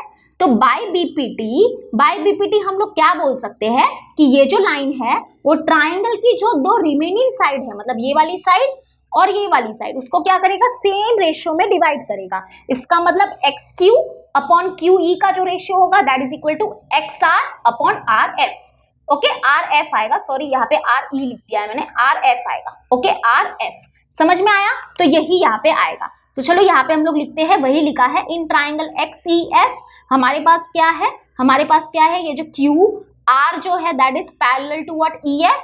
तो इसका मतलब हम लोग बोल सकते हैं X Q upon Q E, यहाँ पे देखो लिखा हुआ होगा ऑलरेडी, एक्स क्यू अपॉन यहाँ पे क्या आएगा, क्यू ई आएगा, that is equal to what, X R, that is equal to what, X R upon R F. तो नीचे आएगा आर एफ, तो यहाँ पे आएगा R F. And what is the reason, यहाँ पे रीजन के लिए क्या आएगा, बेसिक प्रोपोर्शनैलिटी थ्योरम। इसको दे देंगे इक्वेशन नंबर 2। ओके, अब यहाँ पे देखो नेक्स्ट स्टेप क्या है हमारा, नेक्स्ट स्टेप क्या बोला है, रीजन के लिए क्या लिखा है, from equation number 1 and 2। From equation number 1 and 2 हमको ऐसा क्या मिल रहा है, जरा देखो। इक्वेशन नंबर 1 को अच्छे से ऑब्जर्व करो और इक्वेशन नंबर 2 को अच्छे से ऑब्जर्व करो और बताओ कि इक्वेशन नंबर 1 और 2 से क्या मिलेगा। मैं यहाँ पे लिख देती हूँ, ठीक है, यहाँ पे लिखती हूँ equation number 1, X P upon P D is equal to X Q upon Q E, ये हमारा इक्वेशन नंबर 1 है। और इक्वेशन नंबर 2 है X Q upon Q E is equal to what, X R upon R F, ये हमारा equation number 2 है। तो अब आप लोग ये देख के बताओ कि इक्वेशन नंबर 1 और 2 से हमको क्या मिल रहा है। तो अगर आप लोग देखोगे तो इक्वेशन नंबर 1 और 2 का एक रेशियो क्या है, सेम है। जरा नोटिस करो ना बच्चा लोग, यहाँ पे देखो इक्वेशन नंबर 1 में क्या है, ये रेशियो है that is x Q upon Q ई है, और इक्वेशन नंबर 2 में भी क्या है, सेम रेशियो है। यानी कि इक्वेशन नंबर 1 और 2 का एक रेशियो क्या है, सेम है। इसका मतलब इसके जो ये बाकी के जो दो रेशियोज है इक्वेशन नंबर 1 और 2 के, ये भी क्या हो जाएगी, सेम हो जाएगी, है ना। इसका मतलब from equation number 1 and 2 we can write कि ये जो एक्सपी अपॉन पीडी जो है, यानी कि ये जो एक्सपी अपॉन पीडी जो है that will be equal to what, X R upon R E. Very good, यानी कि यहाँ पे आएगा X R upon R E. ये कहाँ से मिला, फ्रॉम इक्वेशन नंबर 1 एंड 2। समझ में आया ना। इक्वेशन नंबर 1 और 2 में अगर देखोगे तो आप उनका एक रेशियो क्या है, सेम है। अगर इनका एक रेशियो सेम है तो मतलब उसके जो बाकी के जो दो रेशियोज है इक्वेशन नंबर 1 और 2 के जो दो रेशियोज है वो क्या हो जाएंगे, सेम हो जाएगा। मतलब ये वाला रेशियो और ये वाला रेशियो सेम हो जाएगा। तो इससे क्या मिलेगा, तो देयरफॉर नेक्स्ट क्या लिखा है, therefore we can conclude that कि जो हमको चाहिए था, क्या चाहिए था कि ये जो सेगमेंट पी आर है वो क्या हो जाएगा, पैरेलल हो जाएगा डी एफ को। वाई, तो यहाँ पे रीजन देखो लिख दिया है, bye converse of basic proportionality theorem. अब ये कैसे आया, ये कैसे आया मैं बताती हूँ, रुको। यहाँ पे देखो हमको क्या मिला है, बेसिकली आपको अगर मैं बताऊं ना तो यहाँ पे हमको क्या मिला है, इस ट्राइंगल में देखना, ठीक है, मैं ये रफ कर देती हूँ अभी। यहाँ पे देखो इस ट्राइंगल को देखो, कौन से ट्राइंगल को देखो, मैंने बताया था ना लास्ट में क्या होगा, ये वाला ट्राइंगल यूज होगा। इस ट्राइंगल में अभी इस ट्राइंगल का हमको क्या मिला है, अगर तुम लोग नोटिस करोगे तो हमको मिला है, एक मिनट, क्या रेशियो मिला है, रेशियो जो मिला है ना वो मैं लिख देती हूँ पहले। तो ये मिला है X P upon P D जो है दैट इज इक्वल टू मिला है X R upon R F, ये मिला है हमको, ठीक है। फ्रॉम इक्वेशन नंबर 1 एंड 2 ये मिला है, यानी कि हमको क्या मिला है, ये जो X P upon P D जो है इनका जो रेशियो है that is equal to what, X R upon R F, ये मिला है। तो इससे क्या बोल सकते हैं हम लोग, इससे बोल सकते हैं कि by converse of BPT, by converse of BPT we can conclude that, हम क्या कंक्लूड कर सकते हैं, हम ये कंक्लूड कर सकते हैं कि ये जो लाइन है वो क्या होगी, पैरेलल होगी किसको, ट्राइंगल की थर्ड साइड को। यानी कि ये जो लाइन पी आर है या सेगमेंट पी आर भी बोल सकते हो, सेगमेंट पी आर जो है वो क्या होगा, पैरेलल होगा किसको, सेगमेंट डी एफ को। यानी कि वी कैन कंक्लूड दैट कि सेगमेंट पी आर जो होगा that is parallel to what, segment D F. और यही हमको प्रूव करना था, देख लो यही हमको प्रूव करना था। लेकिन ये आया कैसे, अभी भी आपके दिमाग में क्वेश्चन होगा कि ये आया कैसे। तो यहाँ पे देखो आपको कन्वर्स ऑफ बीपीटी पता होना चाहिए। कन्वर्स ऑफ बीपीटी क्या बोलता है कि सपोज करो कि एक ट्राइंगल है, ध्यान से सुनना, अभी सपोज करो एक ट्राइंगल है और इस ट्राइंगल में क्या है, एक लाइन है, ध्यान से सुनना मैं क्या बोल रही हूँ। इस ट्राइंगल में क्या है, एक लाइन है और वो जो लाइन है वो क्या करता है, ट्राइंगल की दो साइड को क्या करता है, सेम रेशियो में डिवाइड करता है। यहाँ पे देखो ये जो लाइन है वो सपोज करो क्या करता है, ट्राइंगल की ये वाली साइड और ये वाली साइड को सेम रेशियो में डिवाइड करता है। तो मतलब by converse of BPT we can say that कि ये जो लाइन है वो क्या होगा, ट्राइंगल की जो थर्ड साइड है उसको पैरेलल होगा। तो यहाँ पे भी ऐसा ही कुछ हुआ है ना, यहाँ पे क्या हुआ है कि ये जो लाइन है वो क्या कर रहा है, ट्राइंगल की, देखो मैं ये रफ करती हूँ, फिर से रफ करती हूँ। यहाँ पे क्या मिला हमको, ये मिला है, ये बहुत ही बड़ी कमाल की चीज मिली है, ये मिला है। तो यहाँ पे क्या मिला है कि ये जो साइड है, देखो पहले तो ट्राइंगल कौन सा ले रहे हैं वो आपको पता होना चाहिए, ये ट्राइंगल ले रहे। तो इस ट्राइंगल में क्या हुआ हमारे साथ, इस ट्राइंगल में हुआ है कि ये जो हमारी ट्राइंगल में ये वाली जो लाइन है वो क्या कर रहा है, ट्राइंगल की ये वाली साइड और ये वाली साइड को क्या कर रहा है, सेम रेशियो में डिवाइड कर रहा है। इसका मतलब by converse of BPT we can say कि ये जो लाइन है वो क्या होगा, ट्राइंगल की ये वाली जो साइड है थर्ड साइड को क्या होगा, पैरेलल होगा। समझ में आया। तो आई नो ये थोड़ी एक्टिविटी थोड़ी सी क्या हो गई यहाँ पे, मतलब कि बहुत ही मतलब कि ऐसा लग रहा होगा आपको, बोरिंग लग रहा होगा मे बी, तो उसके लिए माफी चाहती हूँ। लेकिन आप टेंशन मत लो, ये हमारे प्रॉब्लम सेट की ही एक्टिविटी है। अगर आपको ऐसा लग रहा है कि नहीं मुझे ये एक्टिविटी समझ में नहीं आई है यहाँ पे, तो आप प्रॉब्लम सेट 1 को विजिट कर दो, आपको प्लेलिस्ट में वीडियो मिल जाएगा, ठीक है। तो वहां पे आप लोग विजिट कर लेना। ओके चलो सेकेंड वन करते हैं। लेकिन सेकेंड वन हमारे सिलेबस में नहीं है, क्योंकि यहाँ पे देखो स्लोप वाला कॉन्सेप्ट है, ये हमारे सिलेबस में नहीं है, ठीक है। तो सेकेंड वन करना नहीं है हमको, तो चलो सेकेंड वन ओमिट हो चुका है, तो सेकेंड वन हम नहीं करेंगे। ओके अभी एक न्यू क्वेश्चन नंबर स्टार्ट हुआ है, न्यू क्वेश्चन नंबर नहीं स्टार्ट हुआ है, सॉरी, ये है हमारा क्वेश्चन नंबर 3 का बी है। ओके क्वेश्चन नंबर 3 का बी अभी हम लोग करने वाले हैं। और ये जो क्वेश्चन नंबर 3 बी है वो क्या है, सॉल्व द फॉलोइंग सब क्वेश्चंस। यानी कि हमको क्या करना है, यहाँ पे देखो बहुत सारे क्वेश्चंस दिख रहे हैं आपको, इसमें हमको क्या करना है, इसको सॉल्व करना है, ठीक है। तो चलो फर्स्ट वन सॉल्व करते हैं। क्या दिया है, तो यहाँ पे देखो ये जो फर्स्ट वन है ये हमारे सिलेबस में नहीं है, क्योंकि यहाँ पे देखो ये जो फर्स्ट वन है ना, इसमें जो कॉन्सेप्ट यूज होने वाला है वो हमारे सिलेबस से रिड्यूस किया गया है। ओके तो यानी कि फर्स्ट वन हमको नहीं करना है, आप टेंशन मत लो, मैं जो बता रही हूँ वो एकदम करेक्ट है। आपको ऐसे मतलब ऐसा नहीं लगना चाहिए कि मैं कुछ गलत बता रही हूँ, बिल्कुल भी गलत नहीं बता रही हूँ। यहाँ पे ये जो फर्स्ट वन है ना, इसमें अपोलोनियस थ्योरम लगेगा जो हमारे सिलेबस में नहीं है, ठीक है। तो ये जो क्वेश्चन है ना वो चैप्टर नंबर 2 जो पाइथागोरस थ्योरम है, आपको पता ही होगा, जो पाइथागोरस थ्योरम जो हमारा चैप्टर है चैप्टर नंबर 2, उसका जो प्रैक्टिस सेट 2.2 है वो रिड्यूस हुआ है ना, वो हमको बिल्कुल भी नहीं करना है। तो वहां से ये क्वेश्चन है, तो हमको ये नहीं करना है। ओके चलो सेकेंड वन करते हैं। सेकेंड वन बहुत ही इंपॉर्टेंट है, क्योंकि सेकेंड वन क्या है, ये हमारे सर्कल लेसन का कॉन्सेप्ट है और यहाँ पे एक थ्योरम है, ठीक है। क्या थ्योरम है, देखो क्या बोला है, prove that tangent segments drawn from an external point to the circle are congruent. यहाँ पे देखो, यहाँ पे ये थ्योरम है और बेसिकली देखो मैं बता देती हूँ ये कौन सा थ्योरम है, आपको पता है, ये हमारा टेंजेंट सेगमेंट थ्योरम है। यस यहाँ पे मैं थ्योरम का नाम भी लिख देती हूँ, ये हमारा टेंजेंट सेगमेंट थ्योरम है, ठीक है। टेंजेंट सेगमेंट थ्योरम हमको क्या बोलता है कि जो एक्सटर्नल पॉइंट होता है, ध्यान से सुनना जो मैं अभी बता रही हूँ, जो एक्सटर्नल पॉइंट होता है, एक्सटर्नल पॉइंट से जो हम लोग टेंजेंट सेगमेंट्स बनाते हैं वो क्या होते हैं, कॉन्ग्रेंट होते हैं। ये हमको क्या करना है, प्रूव करना है, ठीक है। तो चलो हम लोग इस थ्योरम को प्रूव करेंगे, तो टेंशन मत लो, मैं बहुत ही डिटेल में आपको ये थ्योरम कराने वाली हूँ अभी।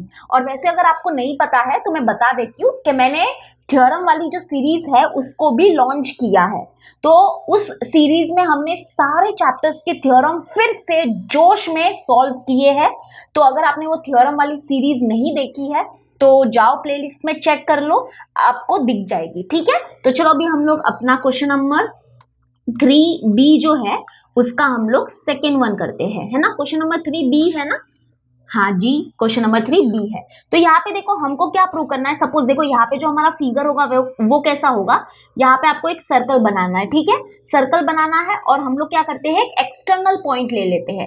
एक्सटर्नल पॉइंट मतलब एक्सटर्नल मतलब बाहर, ठीक है। तो सर्कल के बाहर हमको क्या करना है, एक पॉइंट लेना है। और जैसे कि आप लोग को पता होगा कि जो एक्सटर्नल पॉइंट होता है सर्कल का, वहां से हम लोग सिर्फ और सिर्फ दो टेंजेंट सेगमेंट्स ड्रॉ कर सकते हैं। कितने टेंजेंट सेगमेंट ड्रॉ कर सकते हैं? सिर्फ और सिर्फ दो टेंजेंट सेगमेंट ड्रॉ कर सकते हैं हम लोग एक्सटर्नल पॉइंट से। ठीक है, तो चलो अभी हम लोग क्या करेंगे, टेंजेंट सेगमेंट्स बनाएंगे। तो यहाँ पे देखो, यहाँ पे ये हमारा सबसे पहला वाला टेंजेंट। देखो यहाँ पे थोड़ा सा मेरा फिगर है ना टेढ़ा हो रहा है, उसके लिए माफी चाहती हूँ। पहले तो मैं एक फिगर बना लेती हूँ, उसके बाद में आप रिटर्न आती हूँ। ठीक है, तो यहाँ पे देखो, यहाँ पे मैंने फिगर बना दिया है। तो यहाँ पे देखो, ये जो सेकंड वन है ना, ये एक थ्योरम है। तो जब भी थ्योरम आता है ना हमारे एग्जाम में, यानी कि पेपर में, तो यानी कि हमको figure, given, to prove, proof सब हमको करना है, यानी कि सब हमको लिखना पड़ेगा और फिगर ड्रॉ करना पड़ेगा। तो यहाँ पे देखो हमने क्या किया, एक सर्कल बनाया। ठीक है, और इसका सेंटर हमने लिया है O। अब यहाँ पे देखो, ये जो पॉइंट E है, ये जो पॉइंट E है वो क्या है, हमारा एक्सटर्नल पॉइंट है। ठीक है, तो यहाँ पे हमने एक्सटर्नल पॉइंट को क्या नाम दिया है, E दिया है। आपकी मर्जी, आप कोई और भी कैपिटल लेटर यूज कर सकते हो। तो एज वी नो कि एक्सटर्नल पॉइंट से दो टेंजेंट सेगमेंट्स बनते हैं। तो यहाँ पे देखो, ये है हमारा पहला टेंजेंट सेगमेंट और ये है हमारा दूसरा टेंजेंट सेगमेंट। ओके, यानी कि ये जो AE है ना, यहाँ पे देखो मैं आपको बताती हूँ, यहाँ पे देखो ये जो AE है ये हमारा पहला टेंजेंट सेगमेंट है और ये जो BE है वो हमारा दूसरा टेंजेंट सेगमेंट है। तो हमको प्रूव करना है कि एक्सटर्नल पॉइंट से जो टेंजेंट सेगमेंट्स बनते हैं वो क्या होते हैं, कॉन्ग्रेंट होते हैं। ठीक है, तो यहाँ पे देखो, पहले तो हम लोग गिवन लिखेंगे। गिवन में हम लोग क्या लिखेंगे, गिवन में आप लोग लिख दो point O is the centre of the circle, है ना। ये पॉइंट O जो है वो क्या है, सर्कल का सेंटर है। एंड देन हम क्या लिखेंगे, tangent segment drawn from external point E touches circle eight point A and B। यानी कि हमने क्या किया है, जो टेंजेंट सेगमेंट्स बनाए हैं एक्सटर्नल पॉइंट से, वो क्या कर रहे हैं, सर्कल को क्या कर रहे हैं, टच कर रहे हैं at point A and B, है ना। यहाँ पे देखो, ये जो हमारा एक्सटर्नल पॉइंट है, यहाँ से ये जो हमने टेंजेंट सेगमेंट बनाया वो सर्कल को टच कर रहा है एट पॉइंट A, और ये जो हमारा एक्सटर्नल पॉइंट है, यहाँ से हमने जो टेंजेंट सेगमेंट बनाया वो सर्कल को टच कर रहा है एट पॉइंट B। ठीक है, ये हमने गिवन में लिख दिया। अब क्या हमको प्रूव क्या करना है, हमको ये प्रूव करना है कि ये दोनों टेंजेंट सेगमेंट्स क्या है, कॉन्ग्रेंट है। That is we have to prove कि सेगमेंट AE जो है वो क्या है, कॉन्ग्रेंट है किसको, सेगमेंट BE को। ठीक है, तो गिवन समझ में आया, टू प्रूव समझ में आया। ओके, अब इसको हम लोग प्रूव कैसे करेंगे, इसको मतलब इसको भी हम लोग को प्रूव करना है। तो प्रूव कैसे करेंगे बताओ, तो मैं बताती हूँ। उसके लिए हमको थोड़ा कंस्ट्रक्शन और करना पड़ेगा। ठीक है, और अब हमको क्या कंस्ट्रक्शन करना है बताती हूँ, रुको। यहाँ पे सेंटर ले लेते हैं और सेंटर का नाम हमने O लिया है, बरोबर। यहाँ पे थोड़ा बहुत कंस्ट्रक्शन हमको और करना पड़ेगा, और वो कंस्ट्रक्शन क्या है, सबसे पहले तो ये जो हमारा सर्कल का सेंटर है और ये जो एक्सटर्नल पॉइंट है, इसको क्या करेंगे, हम लोग ज्वाइन कर देंगे। ठीक है, उसके बाद हम लोग क्या करेंगे, ये जो सेगमेंट OA है इसको ज्वाइन कर देंगे, और ये जो सेगमेंट OB है इसको हम लोग ज्वाइन कर देंगे। तो ये हमको थोड़ा बहुत और कंस्ट्रक्शन करना पड़ेगा। समझ में आया? तो ये फिगर आपको खुद को बनाना है, तो फिगर आपको बनाना सीखना पड़ेगा। अगर फिगर आप नहीं बना पाओगे अच्छे से तो प्रूफ कैसे लिखोगे, है ना। तो चलो अभी हम लोग प्रूफ स्टार्ट करते हैं। तो प्रूफ तो बहुत सिंपल है। यहाँ पे देखो आपको दो ट्राइंगल नजर आ रहे होंगे। Yes, very good. यहाँ पे देखो ऊपर एक ट्राइंगल नजर आ रहा है ना, और नीचे की तरफ एक ट्राइंगल नजर आ रहा होगा, बरोबर। नीचे की तरफ देखो, नीचे की तरफ एक ट्राइंगल नजर आ रहा होगा। तो हम क्या करने वाले हैं, ये दोनों ट्राइंगल को कॉन्ग्रेंट प्रूव करने वाले हैं। कैसे करेंगे, रुको बताती हूँ। तो यहाँ पे हम लोग सबसे पहले तो लिख देते हैं। ठीक है, स्टार्ट करें प्रूफ। यस, कर लेते हैं। तो यहाँ पे हम लोग सबसे पहले लिखेंगे इन ट्राइंगल OAE। ठीक है, इन ट्राइंगल OAE, एंड कौन सा ट्राइंगल लेंगे, एंड नीचे वाला ट्राइंगल लेंगे, एंड ट्राइंगल OBE। ठीक है, OBE। तो सबसे पहले तो देखो यहाँ पे हमारे पास क्या है कि ये जो सेगमेंट OA जो है वो क्या होगा, कॉन्ग्रेंट होगा किसको, सेगमेंट OB को। क्यों ऐसा, क्यों, बिकॉज ये दोनों सेगमेंट जो है, देखो ये वाला सेगमेंट और ये वाला जो सेगमेंट है वो क्या है, रेडियस है ना। ये दोनों क्या है, रेडियस है सेम सर्कल के, तो मतलब ये कॉन्ग्रेंट हो जाएंगे। यानी कि हम बोल सकते हैं segment OA is congruent to what, segment OB। And what is the reason, yes, very good. Reason बोल रही हूँ, रीजन के लिए हम लोग लिख देंगे radii of the same circle. ठीक है, समझ में आया?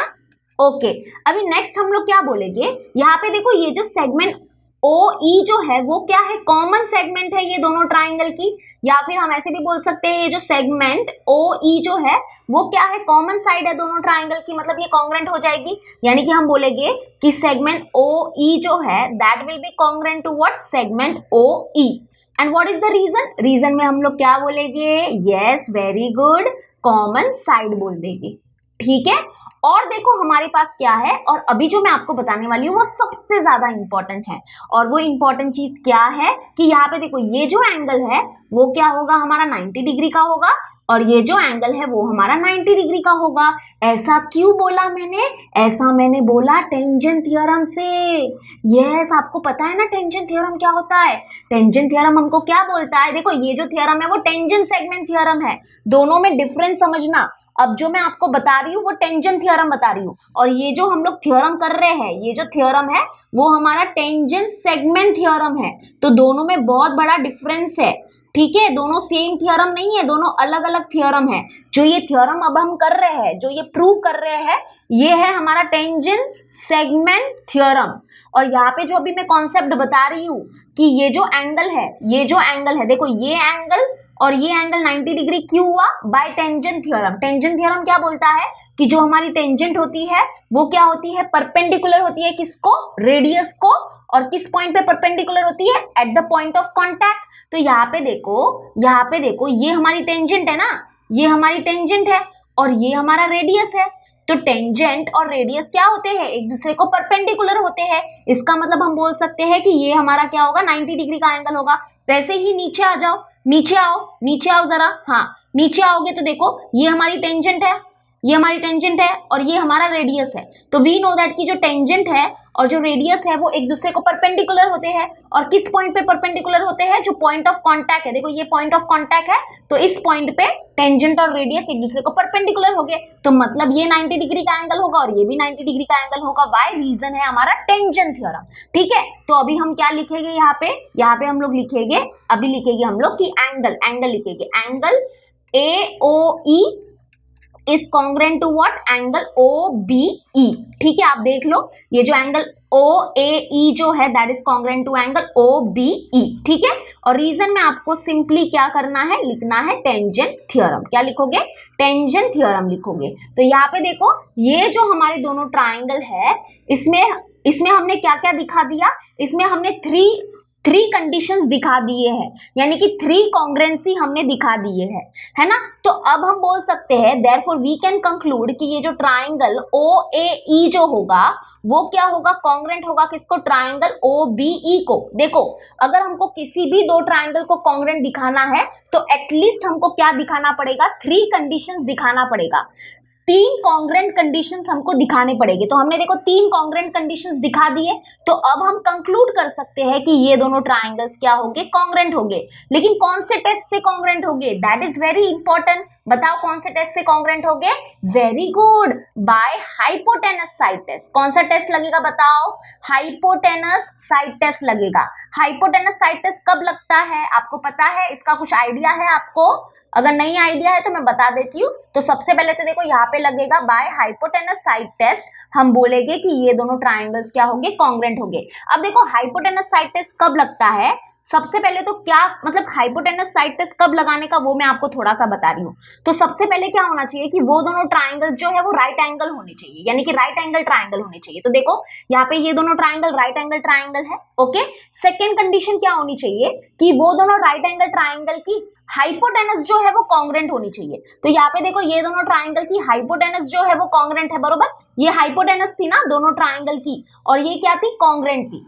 एंड थर्ड कंडीशन क्या होनी चाहिए कि बाकी की जो 2 रिमेनिंग साइड है उसमें से कोई एक साइड कॉन्ग्रेंट होनी चाहिए। तो यहाँ पे देखो ये वाली साइड और ये वाली साइड क्या है, कॉन्ग्रेंट थी, यानी कि तब हम बोल सकते हैं कि ये दोनों ट्राइंगल्स क्या होंगे, कॉन्ग्रेंट होंगे by hypotenuse side test. Hypotenuse side test कब लगाते हैं, सबसे पहली कंडीशन क्या होती है कि वो ट्राइंगल राइट एंगल ट्राइंगल होना चाहिए।